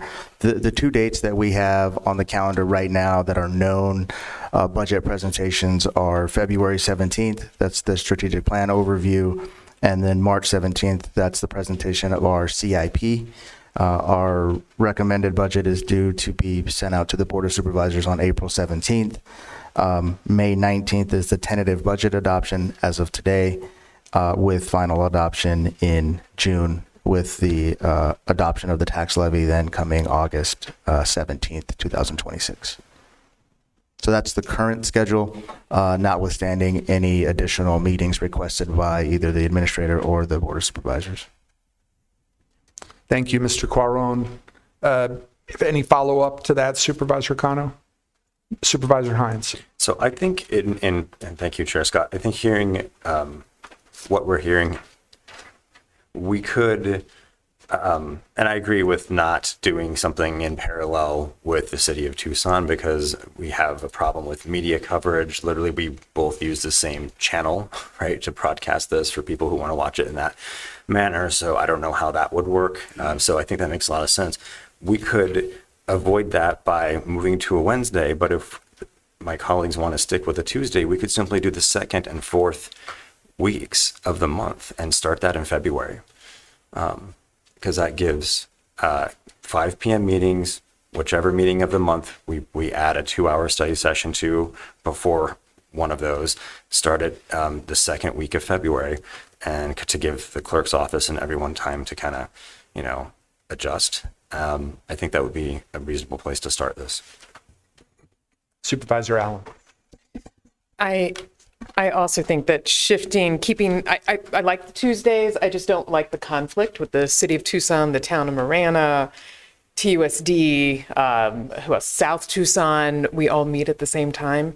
Shifting to that other pattern of the 2nd and 4th, I think, is a great way to kind of work around that and to keep us on the Tuesdays, and because those are sort of a sweet spot during the week. And I on this question of time of day, I think I also agree that I think it would be confusing. I do get that there's, I know a lot of people don't like to drive as soon as it gets dark.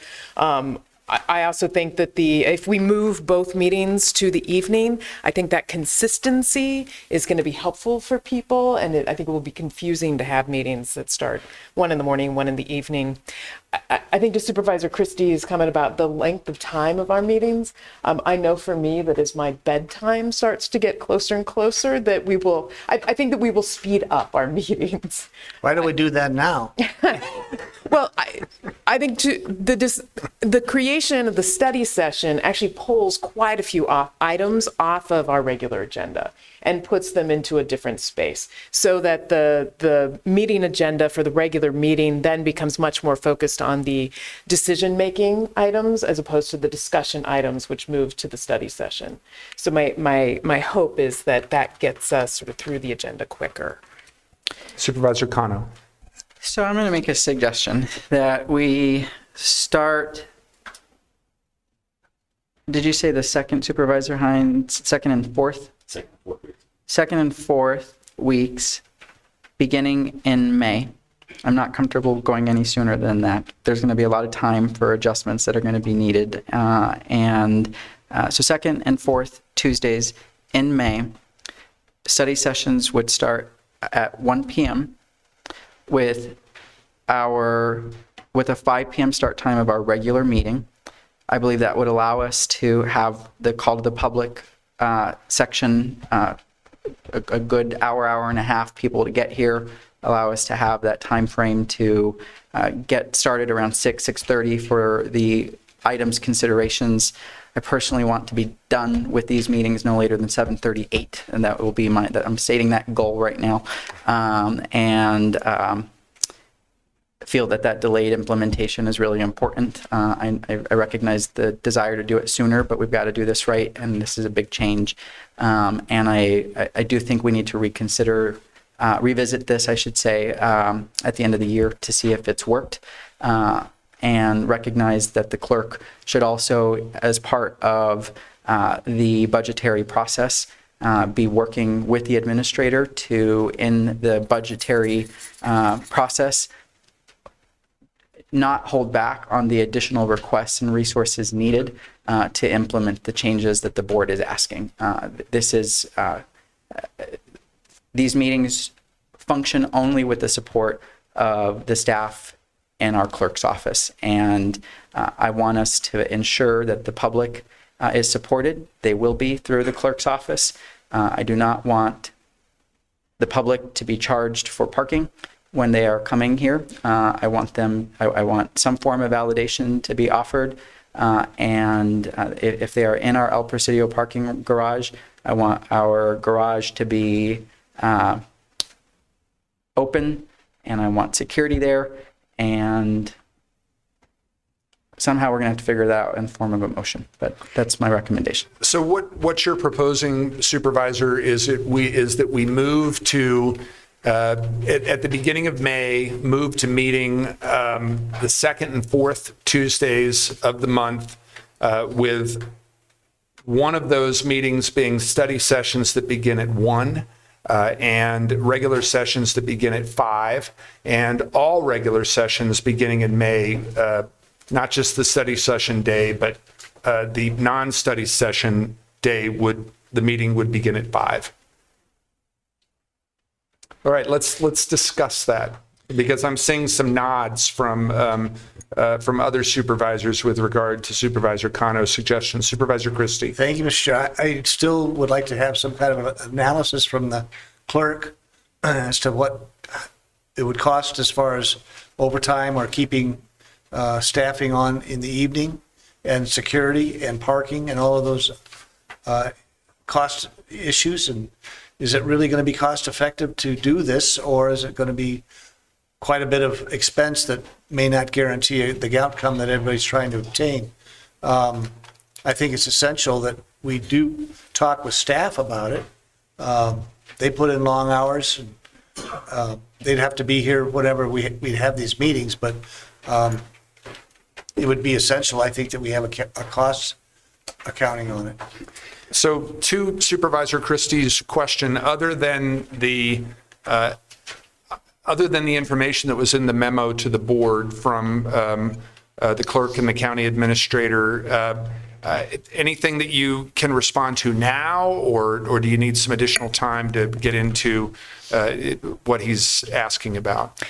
Chair Scott and members of the board, at the last meeting, or when this was discussed, there was a question about the cost.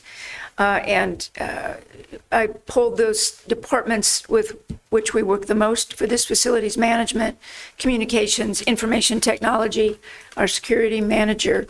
And the cost that you have, that we've put in here regarding additional about $300 per meeting, with about maybe $200 per meeting for security, would be the impact we believe in parking and security. The other positions we've discussed will simply be a scheduling matter, that as we have, I believe, all 5 incorporated jurisdictions also meet in the evening. We've been chatting, see how that works, about how the scheduling would be so that people come later in the day on the days of board meetings.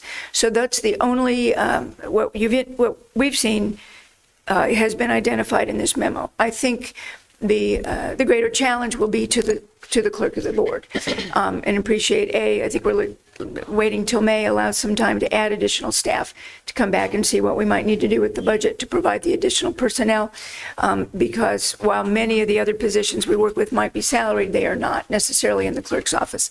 And I believe in a memorandum of December 1st, the clerk did provide some additional costs, but you may have additional information. But I think you've delineated what the cost might be in that memo, but the greater challenge will be in her office. Ms. Manriquez, anything you wanted to add with regard to Supervisor Christie's inquiries? Chair Scott, board members, if our office does have to hire additional staff, there may be additional costs to reconfigure our office space to include that additional staff. Without knowing, right now it's still an unknown if there's going to be changes and if we're going to need additional staff. And also too, our office right now are open Monday through Friday, 8 a.m. to 5 p.m. Will we be required to stay open 8 to whatever time the meeting's in the evening? Because then that would add additional cost. So your question is not just in terms of staffing of the meetings, but whether there'd be an additional requirement that the clerk's office itself be open? Yes. Okay. All right. Supervisor Christie, any follow-up to the input from the clerk and the county administrator? No. Okay. Any other comments from board members? Yeah. Supervisor Hines. Thank you, Chair Scott. I think given that most other jurisdictions already have this type of format in terms of their meetings, I know that we can do this. I think the most cost-effective thing, even if it does take a little bit more money, is to be as available as possible to the people that we work for. So I think it's important that we do this. I also think May seems like a little bit long. Maybe February is too short, but maybe we could split the baby there and do like April or something. But I wanted to ask Administrator Lesher and also Clerk Manriquez what they think about the timeline, because I would like to get if you agree with this, I would like to have it happen as soon as possible. So to that question, if you're able to respond to it, what would be the earliest that both the county administrator and the clerk think that we could move to this new calendar? I know that we would have to, perhaps as soon as the next meeting this month, consider a new schedule of meetings, because we've already adopted the schedule for 2026. But what would be the earliest date that you all think we could get this underway? Supervisor Cano had proposed May. Supervisor Hines is asking if we could do it a month before that.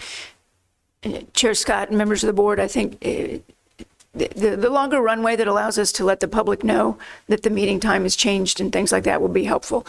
Getting a little runway so that we can work with staff is fine. I think once again, the challenge is going to be in the clerk's office, in that moving to the new schedule may require additional staff.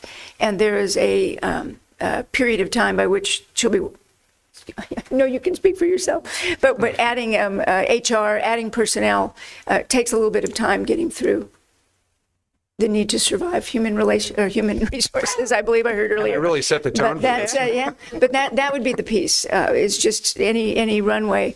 What we have been chatting about is, should the board move to an evening schedule, how we can detail other personnel to be helpful through that. But I think May does provide us some time, to really make sure we're ramped up appropriately.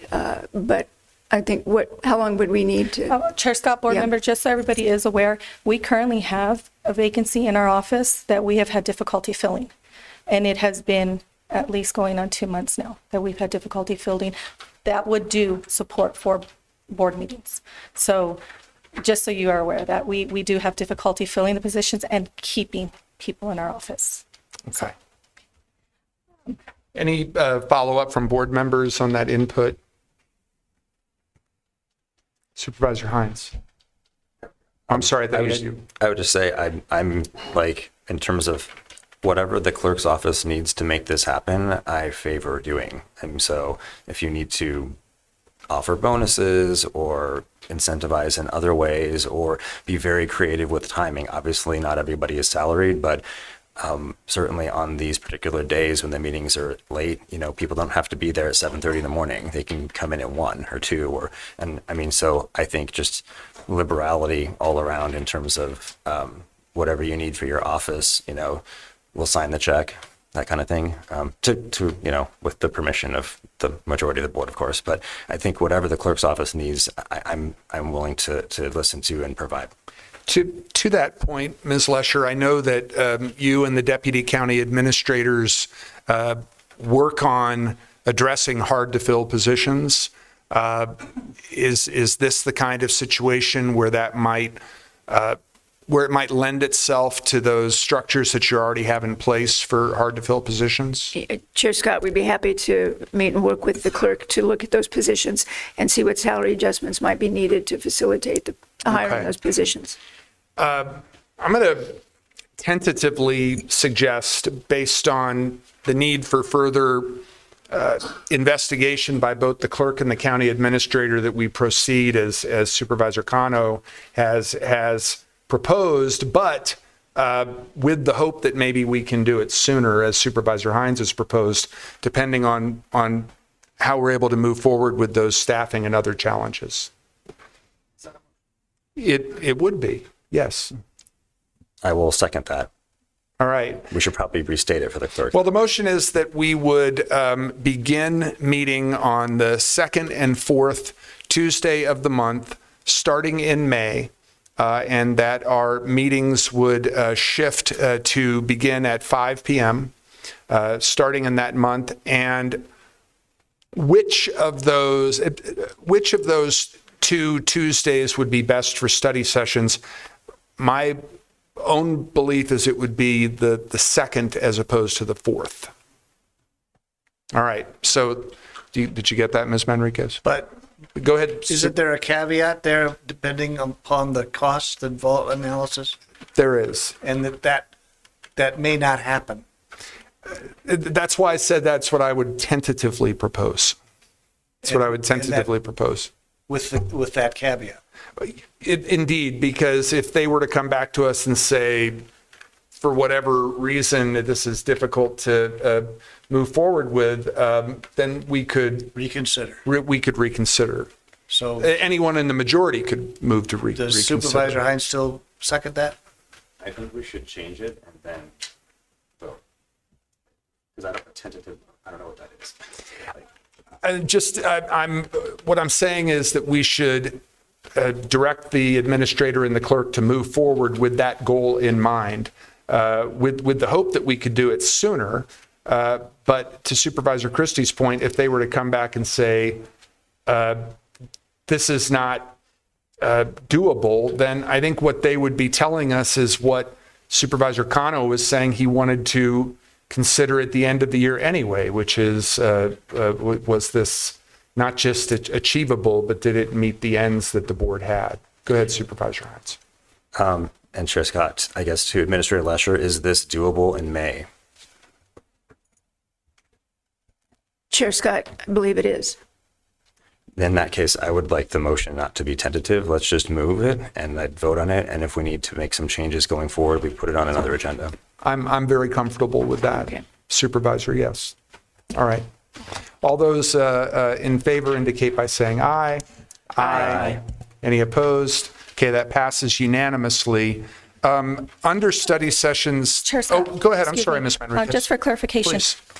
Can you please repeat who made the motion, who seconded it, and repeat the motion so I Okay, can... I made the motion, Supervisor Hines seconded it. It was to move forward with the goal of beginning regular meetings on the second and fourth Tuesdays, starting in May, with the second Tuesday being a study session day that would start at 1, correct?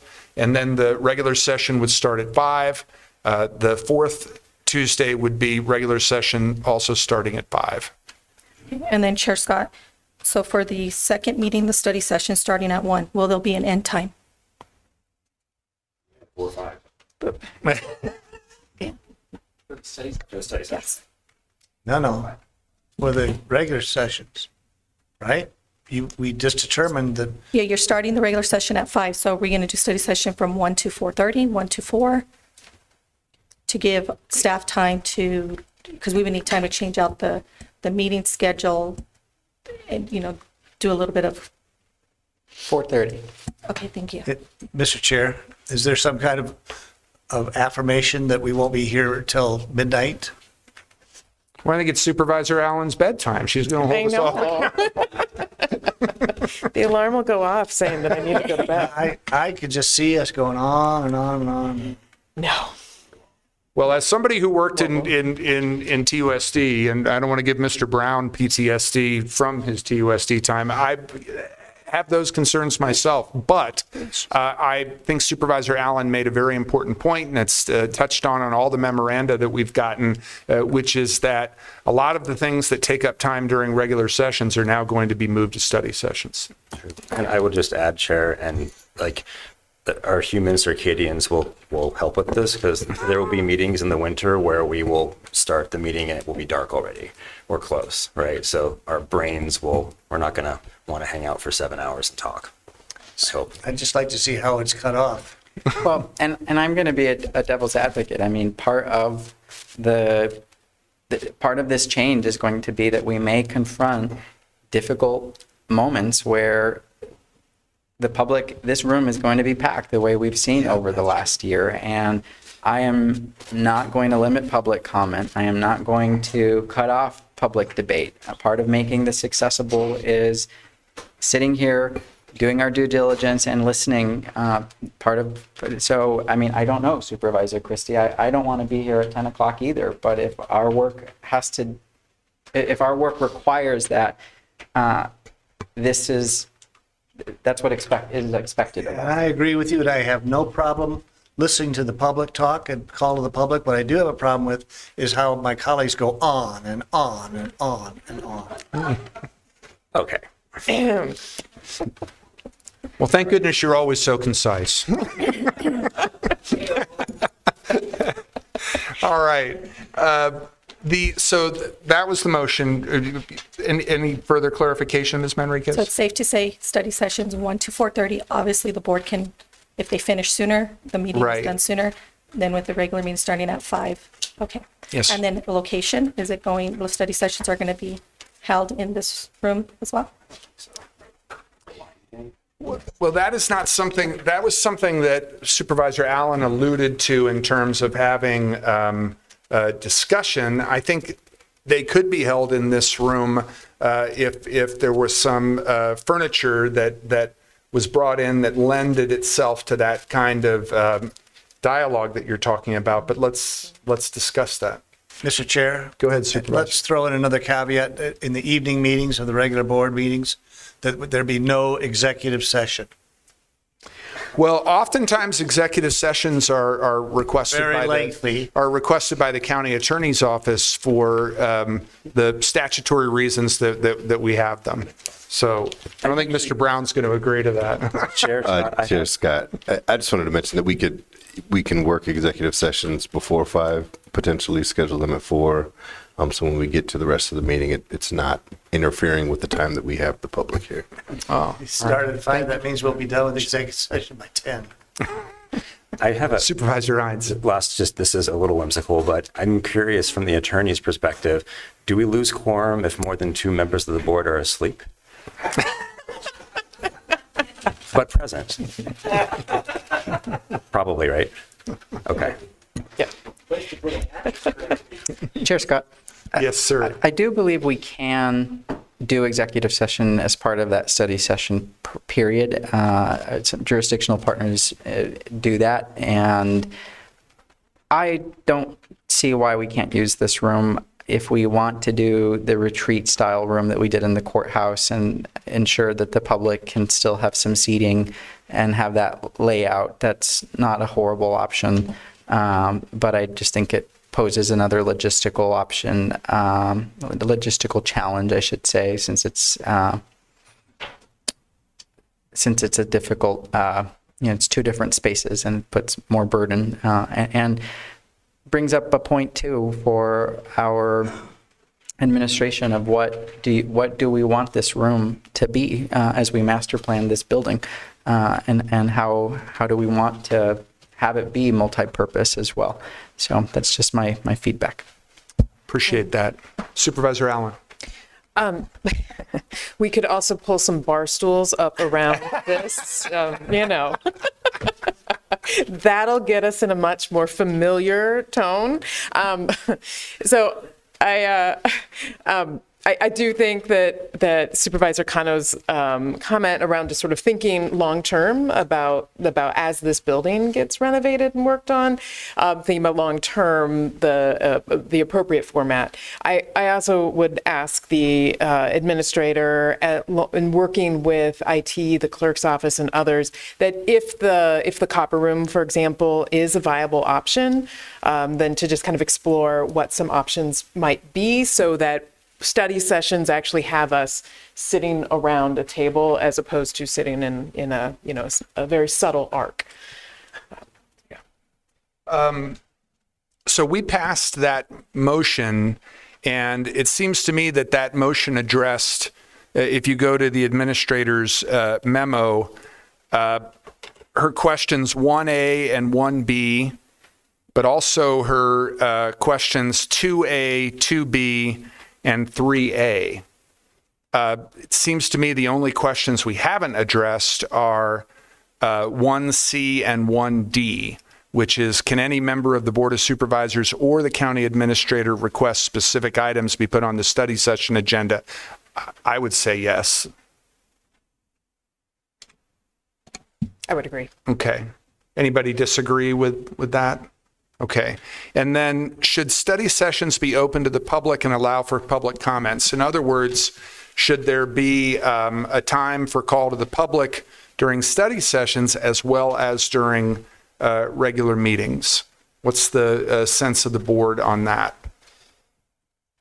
I'm just throwing this out, maybe, Mr. Chair, maybe the more opportunities for the public to speak, either at a study session or a Board of Supervisors session, will give adequate time in both venues, and it may cut down a whole bunch of people at one, where you could spread them out over two if they so desire. So what you're saying, Supervisor, is that the board has adopted rules for call to the public. It's an hour, 3 minutes per speaker, but if there are 20 or more speakers, then it goes down to 2 minutes per speaker, and we can extend that beyond the hour, which we've historically done. So what you're saying is, if we allowed that during study sessions and regular meetings, that would not only afford a lot of opportunity for public comment, but might make sure that there's not a ton of it in any one meeting. Agreed. Okay. Supervisor Hines. I would just say that I don't know if there is the same need, because we aren't taking any formal action in the study session, and because a board meeting with a formal hour-plus long call to the public is about to happen at 5 or 5:30 or whenever that falls. I don't think there's the same need to do it at a study session. Okay. That there would be, as obviously a place where we're taking action. And if there's an item in the study session that someone wants to talk about, they can they can do it before we could take any action on it anyway at one of the board meetings. Thank you for that. Any other input on that question about having a call to the public option during study sessions? Do we Supervisor, need a form of a motion on that? Go ahead, Supervisor Hines, if you wanted to make a motion. Well, no, I was going to make a motion. Oh, you were going to. I'm sorry. Go ahead. That there be opportunities for call to the public at both study session and the regular board meeting. Is there a second to that? Could we have staff maybe maybe have more discussion about this and then figure this out later? Yes. We can figure it out either way, but because I'm not comfortable moving that now. Thank you, Supervisor. And perhaps we could look into what our other jurisdictional partners are doing. I don't know. I think not only does the city of Tucson have study sessions, but I think the towns do as well. And do maybe some of the school boards, Pima Community College, I'm not sure, maybe finding out if they're building call to the public into those study sessions. Do you know from your time with the city, Supervisor Cano, do they have call to the public during study sessions? They do not. Okay. All right. So is the board comfortable with having staff look into how that's handled around the region and then readdressing it? Yeah, Mr. Chair, with just one item in mind, I think the thrust of the discussion I was hearing about the need to have these new meeting schedules and evening meetings was to allow more participation with the public and giving them the opportunity to address the board. I think the more opportunities for the public to do that, the better. And if we have a study session with public comment and a Board of Supervisors with public comment following that, we really achieve that interaction with the public. Thank you, Supervisor. Supervisor Cano. Chair Scott, I don't disagree with you. I do want us to have staff explore the inquiry about what other jurisdictions do. We're going to run into, when we open that Pandora's box of individuals speaking at one or both, if we have 100 people, they want to speak at both the call to the public in the afternoon and the call to the public in the evening, there's going to have to be we're going to have to make that determination. And so I don't disagree with you, but there's going to be somebody's going to get upset in that process. And I feel like if there's precedent of one, the study session for me is an opportunity for us to provide guidance to staff on internal issues, get the preparation going that we need to advance policy, and then be prepared for the policy discussions in the evening that should be vetted at that point to be able to move things faster. So I hear you, and if there are other jurisdictions that have it at both, certainly willing to support your motion at another time. And Chair Scott, Supervisor Hines. I also think the public is not shy. I think that they will let us know what their opinion is of this, and if they feel that, if we following the model of the city of Tucson, having a study session be dedicated to, deep dives into things and presentations and internal discussions like my colleague from District 5 just stated, if that's a pattern, if they don't want that and they want, we'll hear that from them, because we're not doing this until May. So we don't have to do this today. Okay. Any other comments on both agenda item number 17 and the addendum item from Supervisor Allen? All right. Well, I think we had the motion, and there's a clear understanding of how to proceed. Thank you to my colleagues for this wide-ranging discussion, and Supervisor Allen, thank you for making it even more wide-ranging by adding your addendum item. All right. So let's go back to the regular agenda, and item 19, we heard during the beginning of the meeting that the County Attorney's Office has requested this item be continued to our meeting of February 3rd. Let's go to item number 20, final plat with assurances. I'll move that item. Second. Moved and seconded by Supervisor Hines. Discussion. All those in favor indicate by saying aye. Aye. Oh, I'm sorry, Supervisor Cano. Did you have a discussion for number 20? Yes, I did. Please, go ahead. It's my understanding that this is similar to a policy that we voted on a few weeks ago, where these items don't have to come before the board. So I was curious if the administration could provide us with an explanation of why this is on the calendar. Thank you, sir. Administrator Lesher. Mr. DeBonis. Mr. DeBonis. Chair Scott and Supervisors, so the board did approve that plats can be approved administratively. What we are working on is a Board of Supervisors policy, bringing that back to the board, in which you actually delegate that authority to the Director for Development Services. So until such time that we bring that actual delegation document back to you, you will see these on the agenda. Thank you, Mr. DeBonis, Administrator Lesher, and Chair Scott. When is the anticipated timeline for those timeline changes? I know that staff was working on a draft of that board policy, and that there was some outreach with the clerk of the board. I will get a time frame and we'll send you a quick note on that. Thank you. Appreciate those questions. All those in favor of adopting item number 20 indicate by saying aye. Aye. Aye. Any opposed? Okay, that item passes unanimously. We have a time certain item in 29 minutes, and so that we don't keep Mr. Quadron here while we're in executive session, we're going to do the monthly financial update, and then if we have time, I am going to propose that we take up item number 31, because we have people in the audience who are interested in that item. And I don't think it would pose any huge problems if we went into exec slightly afternoon, would it, Mr. Brown? We don't have anybody coming in for that? Okay. All right. So, Mr. Quadron, I'm sorry, Administrator Lesher, if you had any. Okay. Thank you, Administrator Lesher, Chair Scott, members of the board. In light of your pending item, we will be brief. Go ahead and show the slides if you would, please. So our financial update for December with the actuals based of November 30th.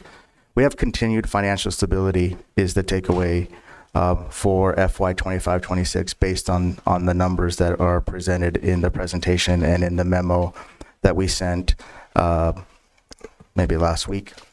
Our general fund revenues continue to be projected to exceed the budget by about $726,000, buoyed by state shared sales tax increase of about $881,000. Combine that with our expenditures trending lower than budget by $6.8 million. Our departments are doing a good job of monitoring their spending thus far in the fiscal year. We have a fund balance projected to increase by $14.7 million through the actuals of November 30th, 2025. Now, you're going to start to see as we get into the more into the fiscal year, that number is likely to grow. And so our recommendation at this point is to apply the excess fund balance toward our FY 26-27 budget as we get into those presentations in February. And so I'm going to pause there, ask to change the slide, please. These are just the numbers when the slide gets there. There. So these are the numbers that correspond to the overview page. You can see their general fund revenues of $726,000 and then the expenditures of $6.8 million. You will also note a transfer in variance. That's really due to lower than budgeted indirect cost recoveries from our grants. And then we also have the transfer out that is exceeding our budget, and that's for unbudgeted operating transfers for the clerk of the court to finish renovations there. Leads to our $14.7 million increase in our fund balance for the forecast for December 2025. Next slide, please. So the next slide breaks down our fund balance reconciliation for 25-26, and then it gives you an estimate 26-27.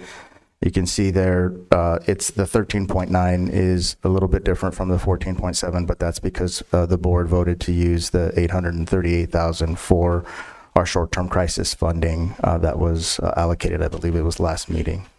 As we look towards 26-27 and going back to our 17%, of that estimate is $103.3 million. We're still to the positive $2.6 million based on the numbers through November. So that is a very positive sign for us as we move through the fiscal year. Next slide, please. This slide is a holdover. We have not used any contingency aside from the aforementioned HR pay strategies back in July. The last slide I thought it prudent to include because this was a board ask within the last quarter of 2025, that is to bring forward fund balance policies in our wastewater, our library, and our flood control. We do have two of those policies that have been reviewed and approved both by the Regional Wastewater Advisory Committee as well as the Library Advisory Committee. And you may have seen some board mail as a result of one or more of these approvals. We are working on the development of a flood control policy, and we anticipate bringing all three of these before the board's consideration sometime in February. With that, Mr. Chair, that concludes my prepared remarks. I'm happy to answer any questions the board may have. Mr. Carlon, thank you very much. Any questions or comments for Mr. Carlon?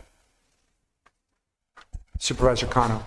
Thank you, Chair Scott. Administrator Lesher and Director Quadron, I want to reiterate the District 5's perspective that the prior board action of having a short-term crisis response was step one to figure out need in our community, and if there will be another effort to do that, we certainly will be working with the county administration to figure out if there's a pathway for that. I'm encouraged with the numbers that we're seeing. And so that's my way of saying we should be applying as much of the balance that we have toward next year's budget, but lots can change over the next several months as federal and state uncertainty happens. The legislature is going to start in just a few days, and we have no idea what's going to come down from that front as well. Having said that, I recognize that what is most important from the board perspective for our finance team is reassurance, and so this board will not go on a spending spree, but we do need to remind you that there will be continued need in our community, and we've got to stay focused and we've got to work together. And thank you for the update. Thank you, Supervisor Cano. Any other questions or comments from board members? All right. Just because this item is also under Finance and Risk Management, and Mr. Carona is here in case anybody had questions, I'm going to move item number 22, which is acceptance of the quarterly report on collections. Second. Moved and seconded by Supervisor Allen. Discussion. All those in favor indicate by saying aye. Aye. Any opposed? That item passes 4-0 because Supervisor Hines had to leave the dais. Let's, in the time remaining, go to item number 31. This is unfinished business.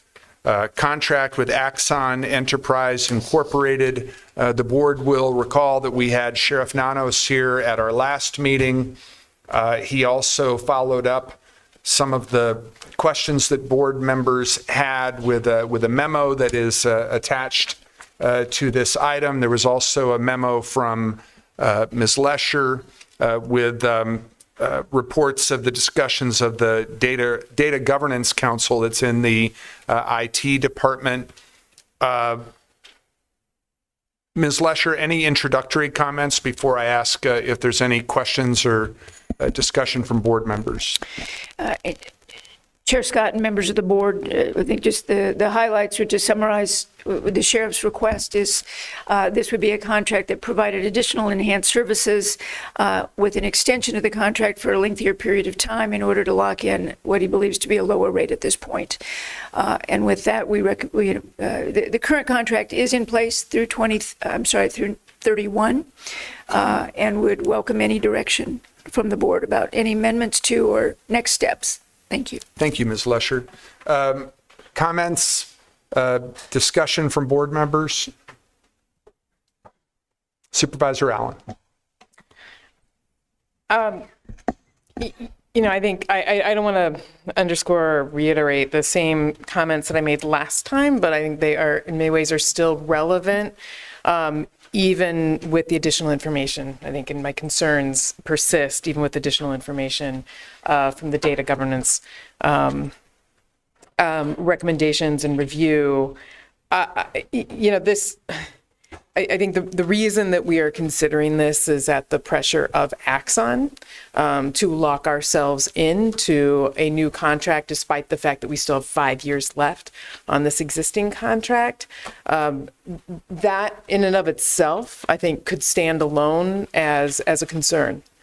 I think there was I pulled a quote from the letter of opposition to this contract from the Pima County Deputies Organization that I thought was poignant, right? It says, they said, Axon body cameras already capture citizens in the worst moments of their lives, often from the inside of their homes. Axon gathers and stores our evidence. Axon programs are on our county phones. Axon supplies our less lethal equipment. Now the sheriff wants Axon to write our reports. Our public agency is rapidly becoming ensnared by a private corporation. Soon we will be so entangled with Axon that the consequences of breaking free will be too high. I appreciate that perspective. My understanding is that, and it is a shallow understanding, but that Axon contracts, we have contracts around multiple layers throughout the county in different departments and areas, and I appreciate that. However, this is adding on. I feel like it's become a bit convoluted, and in reading through this proposed contract, there is multiple layers of contracts embedded within it, and it feels a bit like a shell game. especially when they are trying to get us to extend a 10-year contract onto a contract that still has 5 years left. I am also just concerned about the content of this contract, layering on expansions of AI at a moment right now, and that is fairly unprecedented when we have a federal administration that is actively and aggressively seeking access to local governments and state governments' data and opening up access to data within areas that have previously been protected. IRS data has now been made accessible to ICE. There was efforts to get into Social Security data, Medicaid data. These are unprecedented times, and so I am very concerned right now about increasing our scope with Axon and what the consequences of that could be. For that and many other reasons, I do not support approving this contract. Mr. Chair. Thank you, Supervisor Allen. Supervisor Christie. I echo a lot of the concerns that Supervisor Allen has just verbalized. Maybe not in the certain categories that are concerning her, though I understand the concerns. There are a lot of red flags in this, a lot of discomforting issues, and they've already been discussed by my colleagues at the last meeting and again by Supervisor Allen. Very simply, in addition to all of the issues that were raised about the questions of this particular agenda item, I look at it in a couple of ways. We're being asked to come up with another $45 million for AI and 0% for the deputies. I think that really needs to be looked at, and I think that is a troubling issue as well. Second is a question that I keep hearing throughout our society regarding AI. What jobs will be going away with AI if we would approve this? I think that has significant factors involved as well. I just think that the whole issue at this particular point with the discounted rate from the original price to what is being promulgated as something that needs to be taken advantage of right now, or else, I think it reminds me of the car business. So I have a number of things that it just doesn't sound right. Maybe it could be analyzed or massaged or broken down in a more progressive manner about certain issues that are raised. I'm all in favor of quicker response times by the deputies, but there's just too much of it. It just doesn't sit right. It just doesn't feel right. And we have budgetary problems with the sheriff as it is. And again, it always seems that the deputies are second-class citizens when it comes to any kind of allocation of funds. So I won't be supporting this either. Thank you, Supervisor Christie. Supervisor Hines. Thank you, Chair Scott. And I think one of the best ways to get a discount on services is to have a competitive process. Actually, I really appreciate the sheriff bringing this forward. I am not going to support it, as I think I've indicated, but I have done some kind of a deep dive here. There is not just one vendor that exists that can do these things. We do need this stuff. I mean, we have to have this, multiple layers of encryption at whatever federal standard to make sure that this information is safe and people can't hack into it. We need to have these redaction services. We need to have all most of this stuff. I even think triggered use of drones as not for surveillance, like a surveillance state thing, but pre-first responders, like like some little thing can zip out there, possibly faster than any human can get there, to see, okay, this is a domestic incident, there's a weapon involved, appears that shots are being fired. We know we need to send 2 ambulances or 3 ambulances, a fire truck, no fire truck. So I do think even the drone thing is worthwhile, which we've already approved, I think. But finding out that there are 2 contracts within the sheriff's department, I believe 1 contract with the courts, which we have less control over, and another contract that covers public defense services, the legal defender, and of course, the Pima County Attorney's Office, all have different lengths of term. Some of them end in 2031, some of them end in 2034. And, the last time we did a major contract, 2021 October, that was a sole source contract. And I looked at the responses from the Sheriff's Department. That means that was not a competitive process. And I'm not necessarily faulting that, because I believe in discussion with staff and meeting with some experts on this, this technology, it was very innovative and maybe something that there weren't a bunch of vendors at the time that we approved this. But I would ask, I would favor, I would like to see our staff look at all of those issues, aligning the contract terms. I don't want to see a contract for this kind of like rapidly changing technology. Frankly, I don't think more than 3 years, but maybe three years with a couple of 1-year extension options. But no, I don't want 5 or 10-year contracts, because that's beyond the term of a board. That just seems strange to me, especially with the speed with which things are changing. But really, the most important thing, I believe, is to get all these contracts aligned and get all these services, extend an offer to the courts. I know we can't make them do stuff, but see if they want to participate. And for whatever subsections of the county that need these services, let's do one big RFP, have a competitive process, because that could save us potentially tens of millions of dollars over the next decade for a lot of these services that are in fact essential for law enforcement. So I'm not going to support the item, but I would like to see us, again, take a step back, do a big kind of like a forest for the trees kind of analysis, and then see how we can maybe renegotiate some things here. With that in mind, and I'm sorry, Supervisor Cano, any comments you wanted to make? Because I had a motion I was going to suggest, but we haven't heard from you yet. So please go ahead, sir. Thank you, Chair Scott.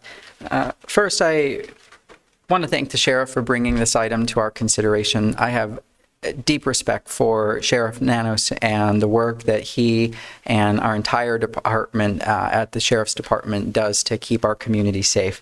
I committed to the sheriff that I'd be open to this request, and since then I've read this contract closely. I've consulted neutral third parties about this contract, and I've heard from residents.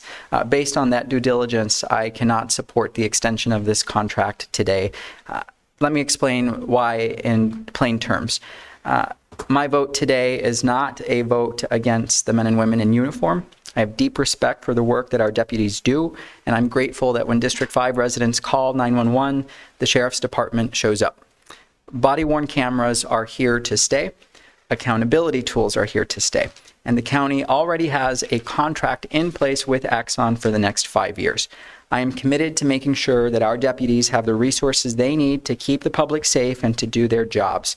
So what is this vote actually about? It's about whether we lock Pima County into a broad, long-term contract out to 2036 at a time when technology, policy, and risk are changing month by month. It's about whether we authorize an additional $45 million without stronger safeguards and without a broader community conversation about why this expanded surveillance is needed and how this data will be protected. The proposed expansion in this contract involves new tools and technologies, drones, license plate reader systems, and AI software. Those tools create more data about where people are, who they are with, and what they are doing. And once that data exists, we don't fully control who can demand it. That puts civil liberties at risk, and it could expose our neighbors, our families, protesters exercising their First Amendment rights, and everyday residents who have done nothing wrong. That's the core issue for me. And here's the most important point. We are not in a situation as a county where we have to rush. The current contract still has years left. We have time to do this right, time to separate what is truly necessary from what is optional, time to be precise about what is new versus what is a continuation. I look forward to continuing to work with our sheriff on the fundamentals: better pay, the right equipment, the staffing and the support our deputies need, and the tools that strengthen transparency without expanding surveillance beyond what our community can accept. If there is a narrower approach that maintains continuity while building stronger protections and building public trust, I absolutely will consider that in good faith. But this contract is not that. For those reasons, I also cannot support this. Thank you. Thank you, Supervisor Cano. And I join my colleagues in being unable to support the item. So I wanted to make this motion and see if it incorporates the concerns of the board. First of all, I would move that item number 31 be removed from the agenda, and that we direct the county administrator to look into all county contracts with Axon to determine if and how those agreements can be consolidated.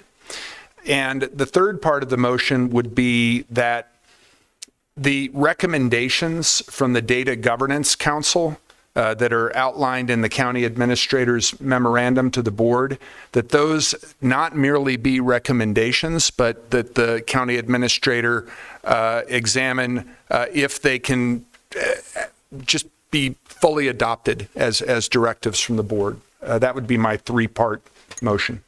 May I ask a clarifying? Absolutely, sir. Possibly a friendly amendment. I would love to hear that we also include in that motion a direction to staff to additionally explore the potential for a competitive process in that consolidation.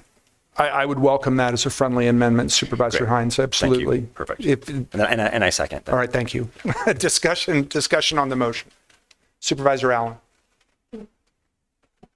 Can you restate the third component of your motion? That the recommendations from the Data Governance Council be considered by the county administrator as not merely recommendations, but directives from the board. Okay. Can I add one more? Please. That is some scenario planning. In the case that data is requested legally, that we do not feel that we should share, and what recourse, what is our plan in those situations? And I gather, Supervisor Allen, we would need some guidance as to that point, not just from the county administrator, but perhaps from the county attorney. Yes, please. All right, I would welcome that as an addition to the motion, if you're okay with that, Supervisor Hines. All right, further discussion, Supervisor Christie. Just a question and clarification to the county administrator. Could you tell us who serves on the governance committee? Oh, that's a good question.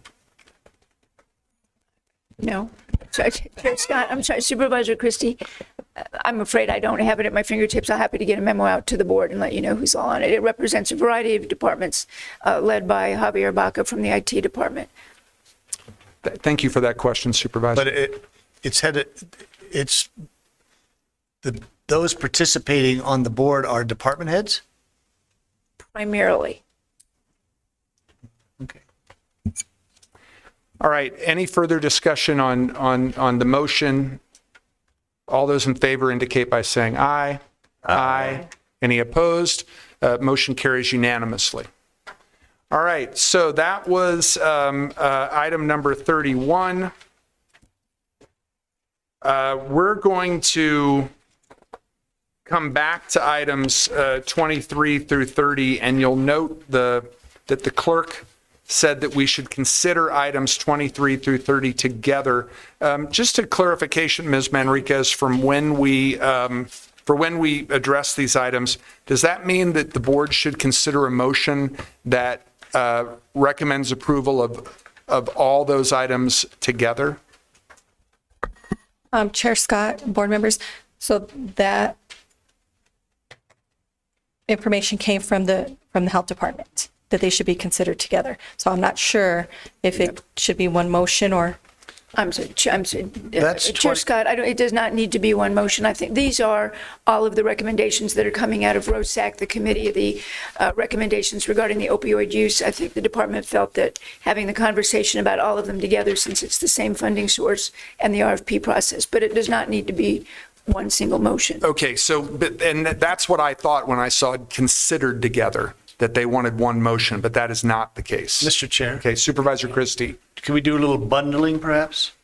And we could consider in one fell swoop, items number 25, 26, 27, 28, 29, and 30? Well, Supervisor Christie, I'm going to have a number of questions about those individual items, and I gather some of my colleagues will. I have questions about almost all of them. So I was going to suggest that we address those after we come out of exec.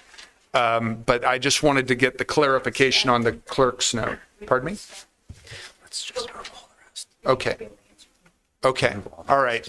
Well, let's see where that goes. But with regard, Supervisor Christie, to what you're saying about bundling, we might be able to do that with some of the other items before we go into exec. I would, for example, move items 32, 33, and 34. Second. Moved and seconded by Supervisor Hines. Discussion. Yes. Can we vote on them individually? We can. That would be my request. Okay. I will move item number 32. Second. And I'll withdraw my original motion. Sorry. Thank you, Ms. Manriquez. I will move item number 32. Yeah, second. Moved and seconded by Supervisor Christie. Discussion. All those in favor indicate by saying aye. Aye. Any opposed? All right. I'll move item number 33. Second. Moved and seconded by Supervisor Allen. Discussion. All those in favor indicate by saying aye. Aye. Any opposed? No. Item passes 4-1 with Supervisor Christie opposed. Item number 34. Second. I'll move that item. It's Moved and second. seconded by Supervisor Allen. Discussion. All those in favor of item number 34 indicate by saying aye. Aye. Any opposed? No. Item passes 4-1 with Supervisor Christie opposed. I will move item number 35. Second. Moved and seconded. Who was that? Supervisor Hines. I'll move item number 35 and seconded by Supervisor Hines. Discussion. All those in favor of 35 indicate by saying aye. Aye. Any opposed? 35 is approved unanimously. And then let's try and go through 36 through 40, but we'll do them one at a time. I'll move item number 36. Second. Moved and seconded by Supervisor Allen. Discussion. Mr. Chair, Supervisor Christie. what oversight of this program is going to exist to ensure that the applicant qualification, especially we want to ensure that the applicants are qualified for this program, but we're actually seeking to expand it. It's a kind of a difficult time to be expanding this particular expenditure when Washington is really making it a priority for safeguards. And I'm wondering, is it expeditious to be expanding it when perhaps we should make sure that what we have been doing already is being adequately safeguarded for proper applicants? So Administrator Lesher, in terms of what the grant allows the county to do, if we accept those funds, how would you respond to Supervisor Christie's inquiry? Chair Scott and Supervisor Christie, I think it's important to note that this is for retroactive funds. This is to receive funds from last October when they were going through the government shutdown, and subsequently when it reopened, dollars came in. Excuse me. So if you notice, it is to, while we initially received some of those funds, it goes back into October. So these are funds, that's that gap period of time that we thought, and we had always hoped we would be reimbursed when the government reopened, and that is what you have before you today. But it does say to increase SNAP enrollment. Right. correct, which we have been doing over that period of time to look at how we work with SNAP enrollment, and that these are those dollars that would provide funding for that, for the enhanced services we provide. Thank you, Mr. Chair. So- Thank you. Just to follow up on Supervisor Christie's question, we're continually trying to ensure that county residents who qualify for SNAP benefits are aware that they're qualified. Correct. Okay. Any other discussion on that item? All those in favor indicate by saying aye. Aye. Any opposed? No. Item passes 4-1 with Supervisor Christie opposed. I'm going to move 37, 38, and 39 together because they all address a similar topic. So I'll move those three items. Second. Moved and seconded by Supervisor Allen. Discussion. Was it Supervisor Kano? I'm sorry. I I apologize. feel like it was, I heard this in stereo, but it was probably both, but. See the fun you get to have pretty soon? All right, I will move those three items. Moved and seconded by Supervisor Kano.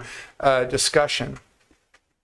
My only question to Administrator Lesher or whoever she wanted to direct it to, when I'm looking at all of these items, even though the title addresses COVID-19 specifically, if you look at the background material, it deals with all respiratory illnesses and prevention of all respiratory illnesses. Is that accurate? Mr. Chair, yes, that is accurate. These are funds that are been authorized through the Department of Health Services and recently allocated to Pima County, and it, as you identify, all respiratory diseases and issues. Okay. Any additional information that would be helpful for the board or the public? Okay. All right. All those in favor of adopting those three items indicate by saying aye. Aye. Any opposed? No. Items pass 4-1 with Supervisor Christie opposed. And then I will move item number 40. Second. Moved and seconded by Supervisor Allen. Discussion. All those in favor indicate by saying aye. Aye. Any opposed? No. Item passes 4-1 with Supervisor Christie opposed. With just 3 minutes late, I'm going to move at the recommendation of the County Attorney's Office, as noted under item 11, that the board go into executive session for legal advice and direction regarding an update on SB 1500. Is there a second? Pardon me? Do you need a second? Yes, please. All right, thank you. Moved and seconded by Supervisor Hines. Discussion. Just a question. After executive session, is there anything? There's items 23 through 30. Oh, Yes. Thank you. Yes. All right. All in favor of going into executive session indicate by saying aye. Aye. Any opposed? All right. We are in executive session.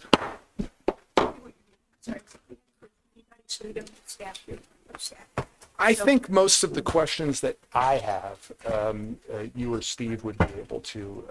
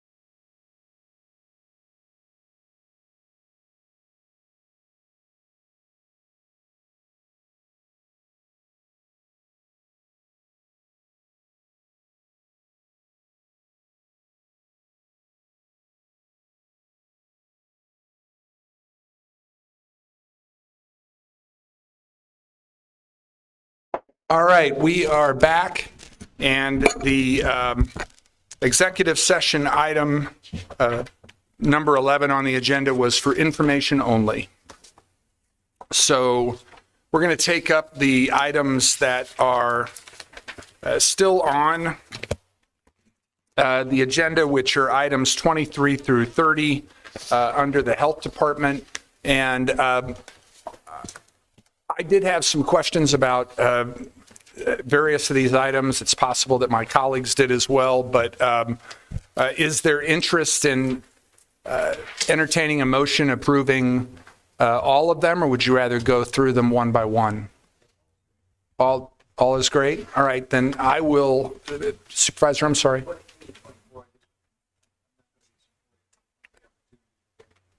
Okay, so you're good with 23 and 24, but not the others? Is that what you're saying? Other way around. Oh, I'm sorry. So you're good with 25 through 30, which was the motion that you were going to make in the first place. All right, so with that in mind, I will move items 25 through 30. All right, moved and seconded by Supervisor Christie. Discussion. Supervisor Cano. Thank you, Chair Scott. The recommendations before us are the result of lots of effort by a citizen-driven committee, and I want to thank them for their incredible work to get these recommendations before us. The opioid settlement funds are an opportunity for us to provide meaningful investment in substance abuse treatment in our community, and this was a competitive process over 30 applications and a truly competitive process that allowed us to be able to assess need in our community. I wish we had more resources to fund every application, but the reality is that resources are limited. And I still have questions about what opportunities we have in the roadmap ahead to ensure that the money that is available, that is left over, 1.4 million, to be able to get that out the door. I know that ROSAC, the committee tasked with expending that money, is going to be looking at that very question in the coming months so that we can ensure that they are looking at that very question. I'd rather us distribute that money rather than hold on to it. And I also, in that same sentence, recognize that opioid dollars are very unpredictable in terms of when they are coming in and when they do not. And so I want to say thank you to our staff and to the committee for their due diligence, and also want to continue to ask us to be innovative in the process that gets us to today. I want to applaud the recommendations that are here, but I don't think that we have truly scratched the surface of where we can be.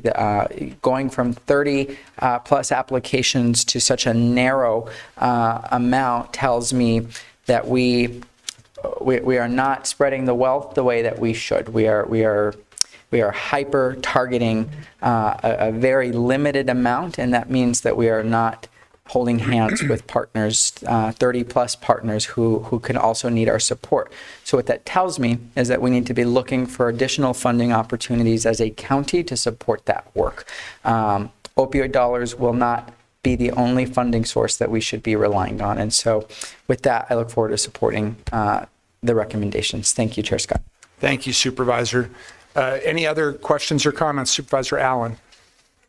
I would like to echo Supervisor Cano's recognition and thanks to both the Pima County Health Department, their staff, as well as the volunteers that comprise the Regional Opioid Settlement Advisory Committee for their hard work. And I have seen the research that and the process that they went through to really dig deep and ensure that the RFP that went out is informed by data, it's informed by best practices, and it is a lot of work. It was a heavy lift. So the commitment from the ROSAC members is significant. I was glad to see the mix of both prevention and treatment strategies, as well as real intentionality around reaching youth, reaching Indigenous communities, as well as young men. There's a piece that I think maybe I've said this before, that I kind of get stuck on around what it all adds up to. Right, this is limited money, and it is not enough money, as Supervisor Cano noted, but yet the need is so incredibly great for addressing the needs in our community.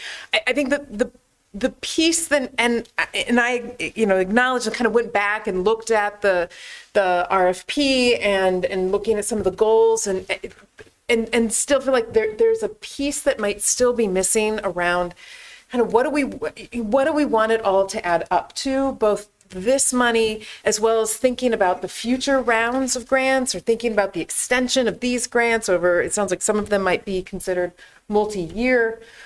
But what does success, like long-term success, look like? And then how does our funding strategy meet those needs? And then how are we measuring, not just doing hash marks and telling who number of people served and where they are and what zip codes they are, but are we affecting the change that we have said that we need to affect? And so I just need to see, I think, how this work, how this funding is adding up, and are we being transformative in the use of this fund? I also want to see more funds brought in. I would love to figure out whether or not any of the funds that are held by the Attorney General might be able to make their way into Pima County, so that we can be allocating them directly where we need them. So I think, again, thank you to Dr. Cullen and her team and all the volunteers that are part of that effort. Thank you. Any other questions or comments from board members on items 25 through 30?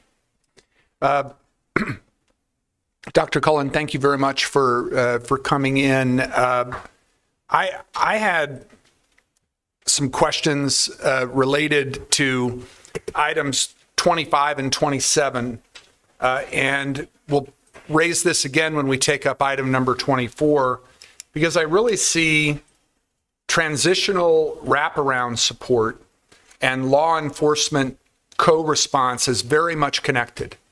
In each instance, you're trying to help people to not fall back into where they've been and bring some stability and support into their lives. And my question would be, we designated a significant amount of the funds for transitional wraparound support and law enforcement co-response. But how can we expand our work in both those areas? And how can we use what we're learning in one area to support the work in the other? And is it possible that we might consider moving some of the mobile MOUD services into those categories? Because again, they seem to align very well with each other. Transitional wraparound support and law enforcement co-response, they speak to not only what we're trying to achieve for the people being served, but frankly also to some of the frustrations in the community that we hear. So just wondered what you all might have to say about how we can expand the efforts in those two areas, and perhaps that might even inform how we do additional RFPs. I realize there's a lot of questions embedded there, but I think you know where I'm going. Supervisor Scott, member of the boards, Administrator Lesher, thank you for the opportunity to share where we are today, which you have in terms of the RFPs for approval. In addition, I think these are really important questions. What we know is that our approach has to be comprehensive, coordinated, integrated with not only the other people that are funded, the other proposals, but in addition with other work that is being currently done in the community, as well as the justice system, law enforcement, community-based organizations. Our approach is to ensure that there is integration and cross-collaboration between the multiple people, the multiple vendors that will be funded through this current amount of money. In addition, as you know, we did fund SAFER. SAFER is another opportunity for us to ensure that individuals that are suffering from substance abuse have an option of where to go for transition. Once again, you'll recall SAFER is up to 96 hours. So your comment about the need for these to be integrated is appropriate, and the recognition that there will need to be additional funding. As you did note, there is a small amount of funds that was not appropriated by the panels that chose to award these RFPs. At the same time, there is a meeting later this week with the ROSAC to look at that funding that has been left and to provide some guidance to the Public Health Department and obviously eventually to the Board of Supervisors about appropriate ways to spend that. One thing that is important to note is all of these RFPs have significant metrics attached to them. It is up to the health department to ensure that those metrics cross-reference. So if you have spent time at all with the boss heirs and the proposals, you'll see that there are many times when there would appear to be metrics that could cross-reference to each other. Our goal is to pull those together and ensure that if one proposal is funding A, but there's an intersect with B, that we ensure that they are aware of each other. At the same time, I think the Public Health Department and the ROSAC would beg a little indulgence as we start standing these up and figure out how we are going to ensure that, for instance, the Haven works closely with Tucson Indian Center, or whatever those two are, where they will intersect. For your specific comment about the two, Contract 25 and Contract 27, which are both wraparound and provide services. Our hope is that in conjunction with work, for instance, that the county is already funding with justice services and other work that's being done through SAFER, we will be able to ensure that that comes together. I was on a call earlier today with the state and CDC about our overdose deaths for the first quarter of 25 compared to 24. What we see is pretty significant differences in geographic areas, in age groups, in race, in ethnicity. Hopefully what you have seen in the selection of the RFPs is that the goal is to really create a patchwork and have the health department and the other people that are engaged with us sew that together. Transition services, law enforcement, we are working closely with the police department. We have already had engagement with Tucson Fire and EMS because of so many overdoses are, thank goodness, non-fatal overdoses. And what we want to do is ensure that the wraparound services, the transitional services that may be available are extended into those people that have already evidence that they have, in most cases, serious substance abuse through an overdose, but also have recovered from that overdose. So hopefully it's a long-winded way of saying there's lots of work to do. We recognize there are many touch points between the different vendors that are hopefully will be awarded contracts today. We know there's additional work. To comment on the mobile money that was not awarded, the $300,000, as you saw, there's over $1 million that was not awarded. And once again, that will be discussed this week later with the ROSAC committee itself. That money has already been approved by the board for an expenditure this year. So my hope will be that ROSAC, with appropriate guidance from the health department and the organizations that are represented on the ROSAC, that we will be able to accelerate a way to award those funds during this fiscal year. Thank you. So just to, thank you, Dr. Cullen. Just to follow up, there were 38 applications responding to the RFPs.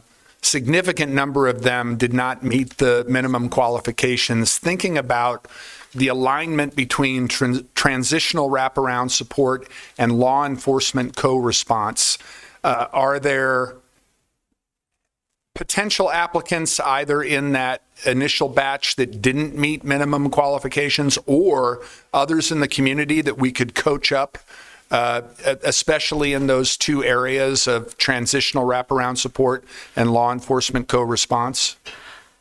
Yes, Chair Scott, members of the board. Yes, actually, I had a discussion with one of them this morning. Okay. So I am aware that there are many other opportunities with different people that applied and for one reason or another were found to not meet the minimum qualifications that are working in this space in the community at the current time. I do believe with support from the health department, we can help identify those individuals, those organizations, and hopefully be able to go out with another RFP that people that were found to be ineligible during this round will be eligible during the second round. Excellent. Excellent. And then also had questions with regard to number 26 and everything else under youth prevention services in areas of designated need. I really appreciated that number 26, as well as some of the other items, made specific reference to outreach to early adolescents, kids in middle school and perhaps also high school freshmen. As Mr. Holmes and I know from our service in the K-12 world, early adolescence is where you catch or lose kids academically. I think it's also where you catch or lose kids in terms of getting the messages out about abuse and addiction and how to prevent those behaviors. My question for everything under youth prevention services is, are we making a sustained and systemic effort to make sure that middle school kids really are a big focus of our work in that area? Chair Scott, members of the board, I can unequivocally answer yes to that. I think it's important to note that the reason why Youth Prevention Services was funded at $1.25 million is this belief that prevention matters, that we need to be not only in middle school, but earlier in elementary school, middle school, and high school. In addition, as you may be aware, Prop 207, which is the marijuana tax money, is used by the health department specifically for youth and schools programs. We anticipate that that work, which includes a focus on mental health, suicide prevention, as well as behavioral health issues, will be conjoined with many of the individual RFPs that will be funded later today, hopefully. And then with regard to the metrics available to measure performance for both that item and the other items, is there a specific office within the health department that is tracking those metrics, or does it depend on the program? Chair Scott, supervisors, there's not a specific office at this time. However, we do have a focus on evaluation within our health department itself.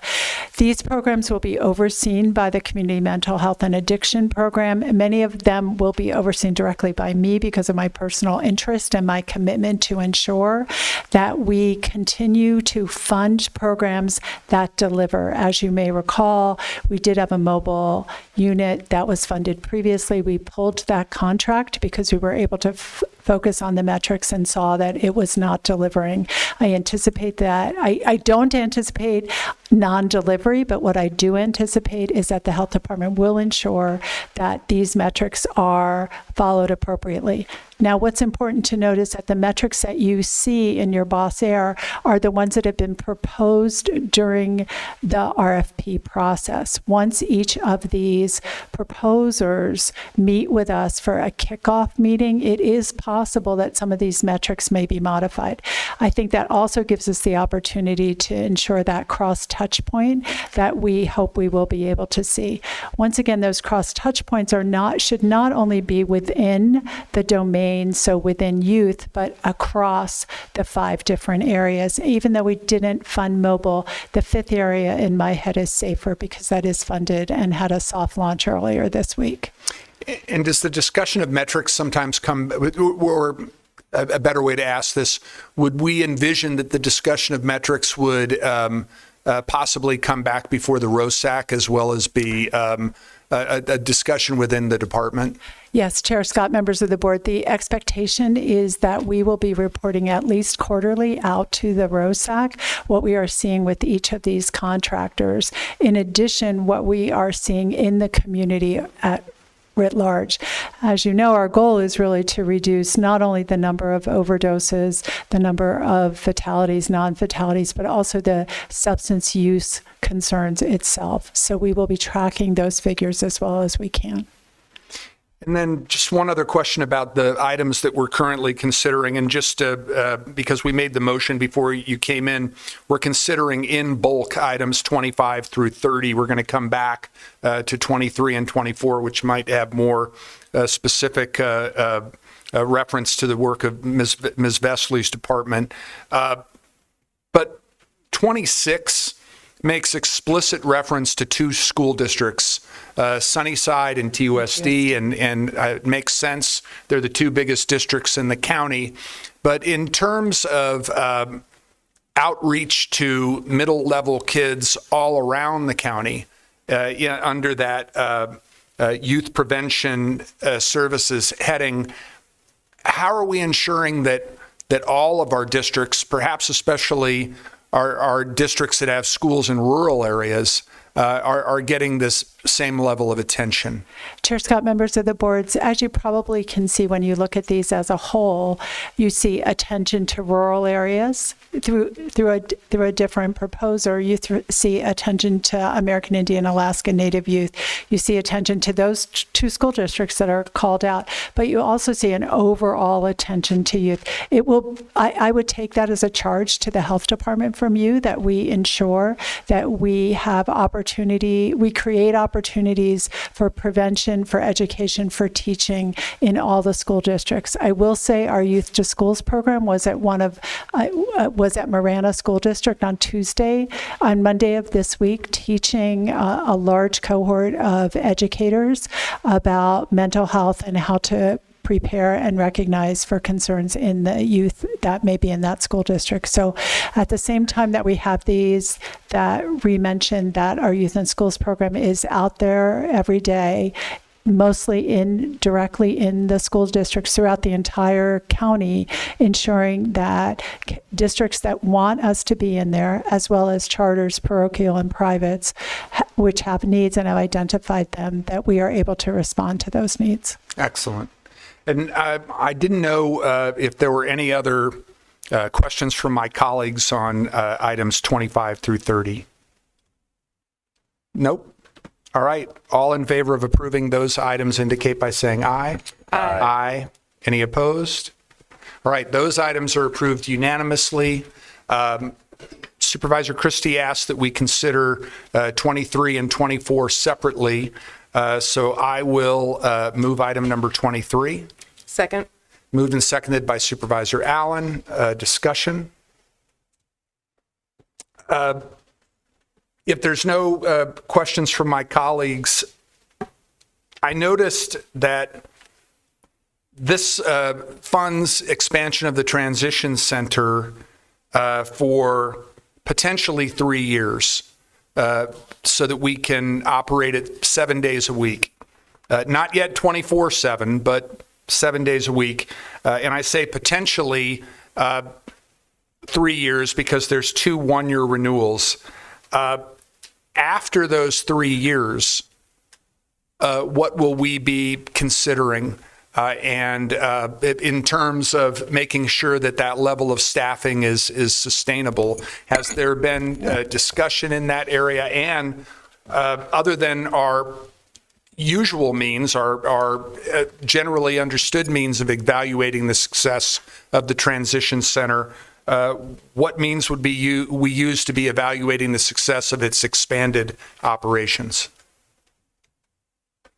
Chair Scott and members of the board, I'll just start with your first question, which is kind of what happens after 3 years. I think this goes kind of similar to what we did with the ARPA dollars when we first started the transition center. I think that's an evaluation process that we'd have to bring back to the board and make determinations whether this is something we want to continue doing like we did with EELS, which would have to kind of be absorbed under either a general fund expense or other grant opportunities that may come about over the next few years in either the some other federal dollars or some changes in how state dollars are distributed. But for now, this buys us a little bit of an opportunity to measure success and then be able to come to the board with a much more clear recommendation on whether this is something that we can continue. But just to interject, if there were not grant funding available and we felt that the program was successful enough that we'd want to see it continued, there's the potential that we could get a recommendation to use general fund dollars to continue that staffing. Okay. Yes. In terms of how we measure success, I'm going to turn over to our director, Vesley, to talk a little bit more about kind of the metrics that we're looking at. Still to this date, we're still looking at the metrics associated with recidivism, particularly those who are committing misdemeanor crimes. As we've brought in our reach to those who are actually committing felonies, we've kind of brought in our way of looking at some of the metrics that we traditionally were not measuring or actually capturing in that. So I'll turn over to Kate for a little bit more details on that. Good afternoon. Thank you for the opportunity to be here. Supervisor Scott, in regards to your earlier question about how we would potentially continue to fund this, as you all are painfully aware, the justice system is one of the most expensive investments that this county and most governments make across the country.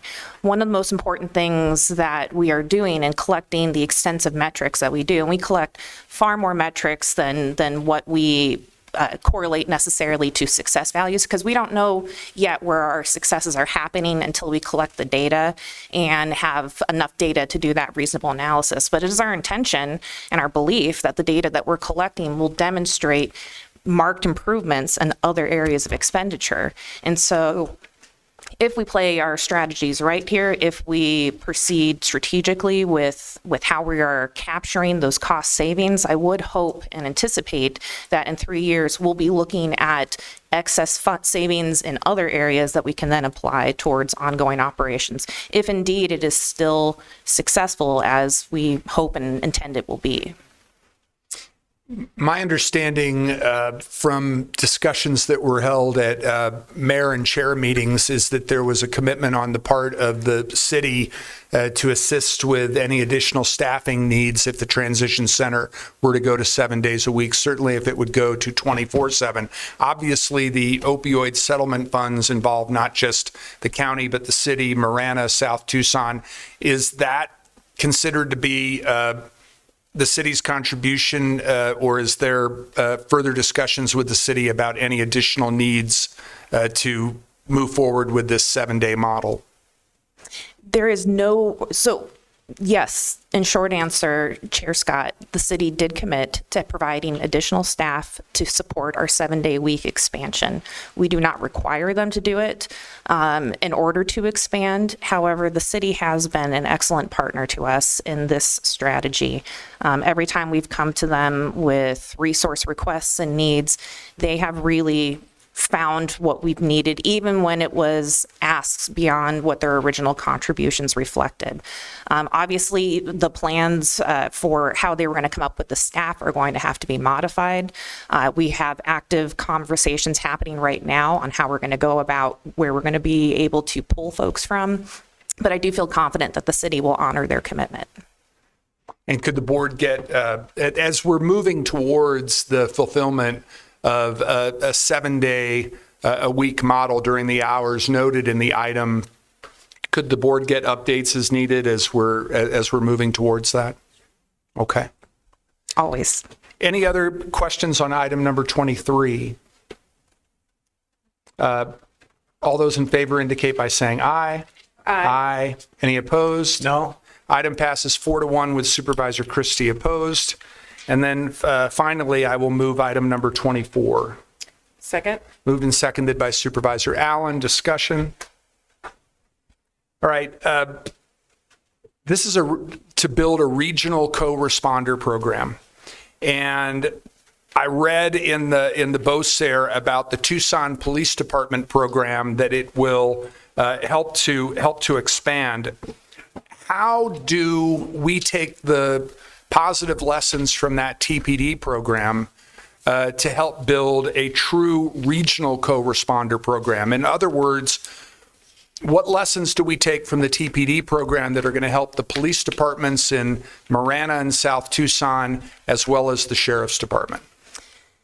Chair Scott, members of the board, the regional co-responder model is not something new. A lot of this work has already been happening, and we've had very promising results, not just here locally, but this is a best practice emerging across the country. And in fact, TPD's program is nationally recognized by the Department of Justice. We are a learning site, and people travel all across the country to come and visit Tucson Police Department, the Pima County Sheriff's Department, Justice Services, and to see the efforts that these programs are entailing. The purpose of the co-responder regional program is to build on those current successes, those vendors that are already doing excellent work in this space, who already have the expertise.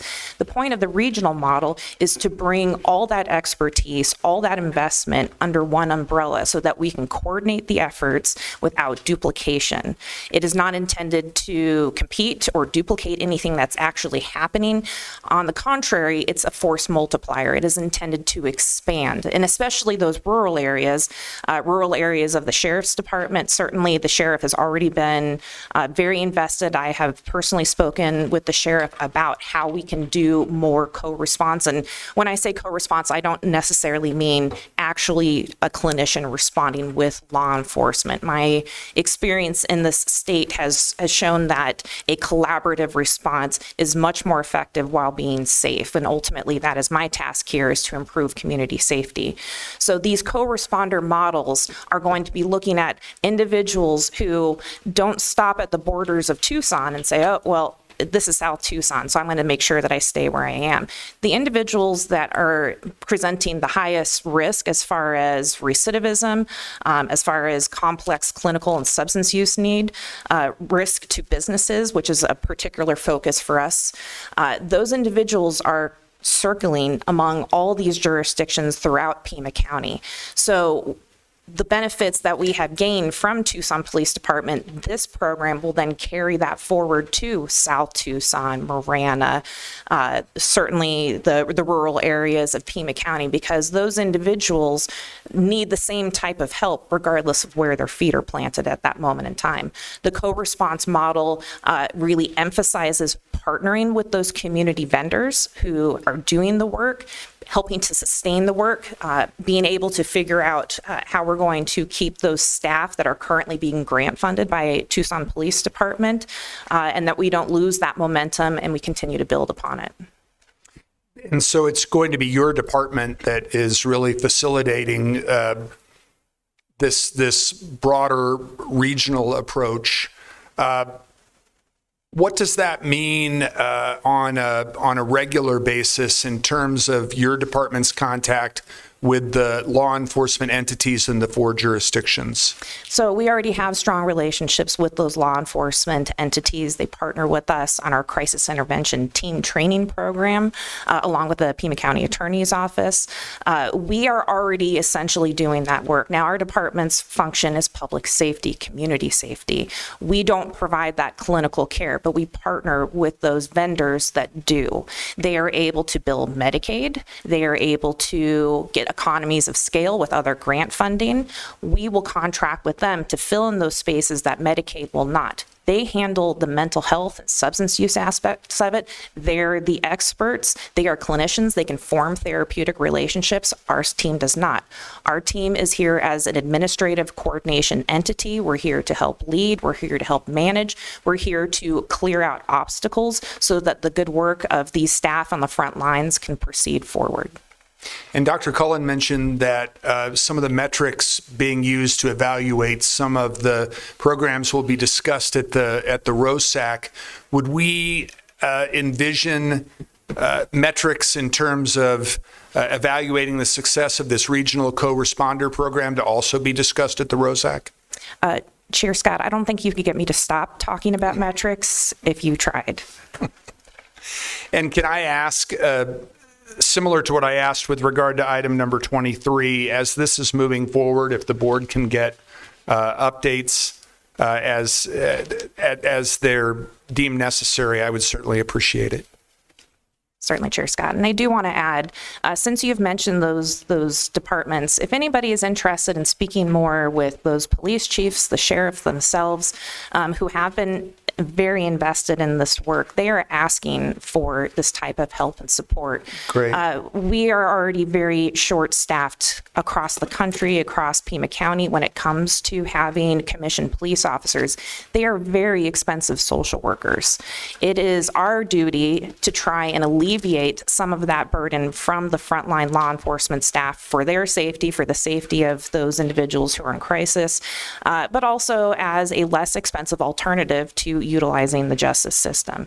And so if any of the board does desire to learn more about how the work that we're doing helps to support law enforcement, helps to support those businesses, we very welcome that conversation.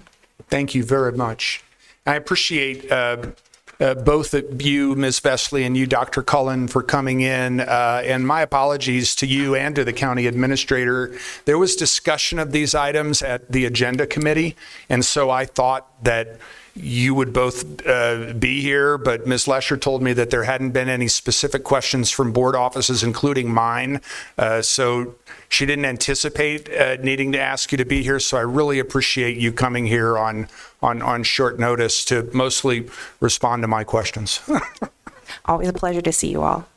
Thank you. Thank you. All right. All those in favor of item number 24 indicate by saying aye. Aye. Any opposed? All right. So you're voting for that one, Supervisor? Okay, item passes unanimously. And there being no further business before this board, I will bang this gavel for the last time.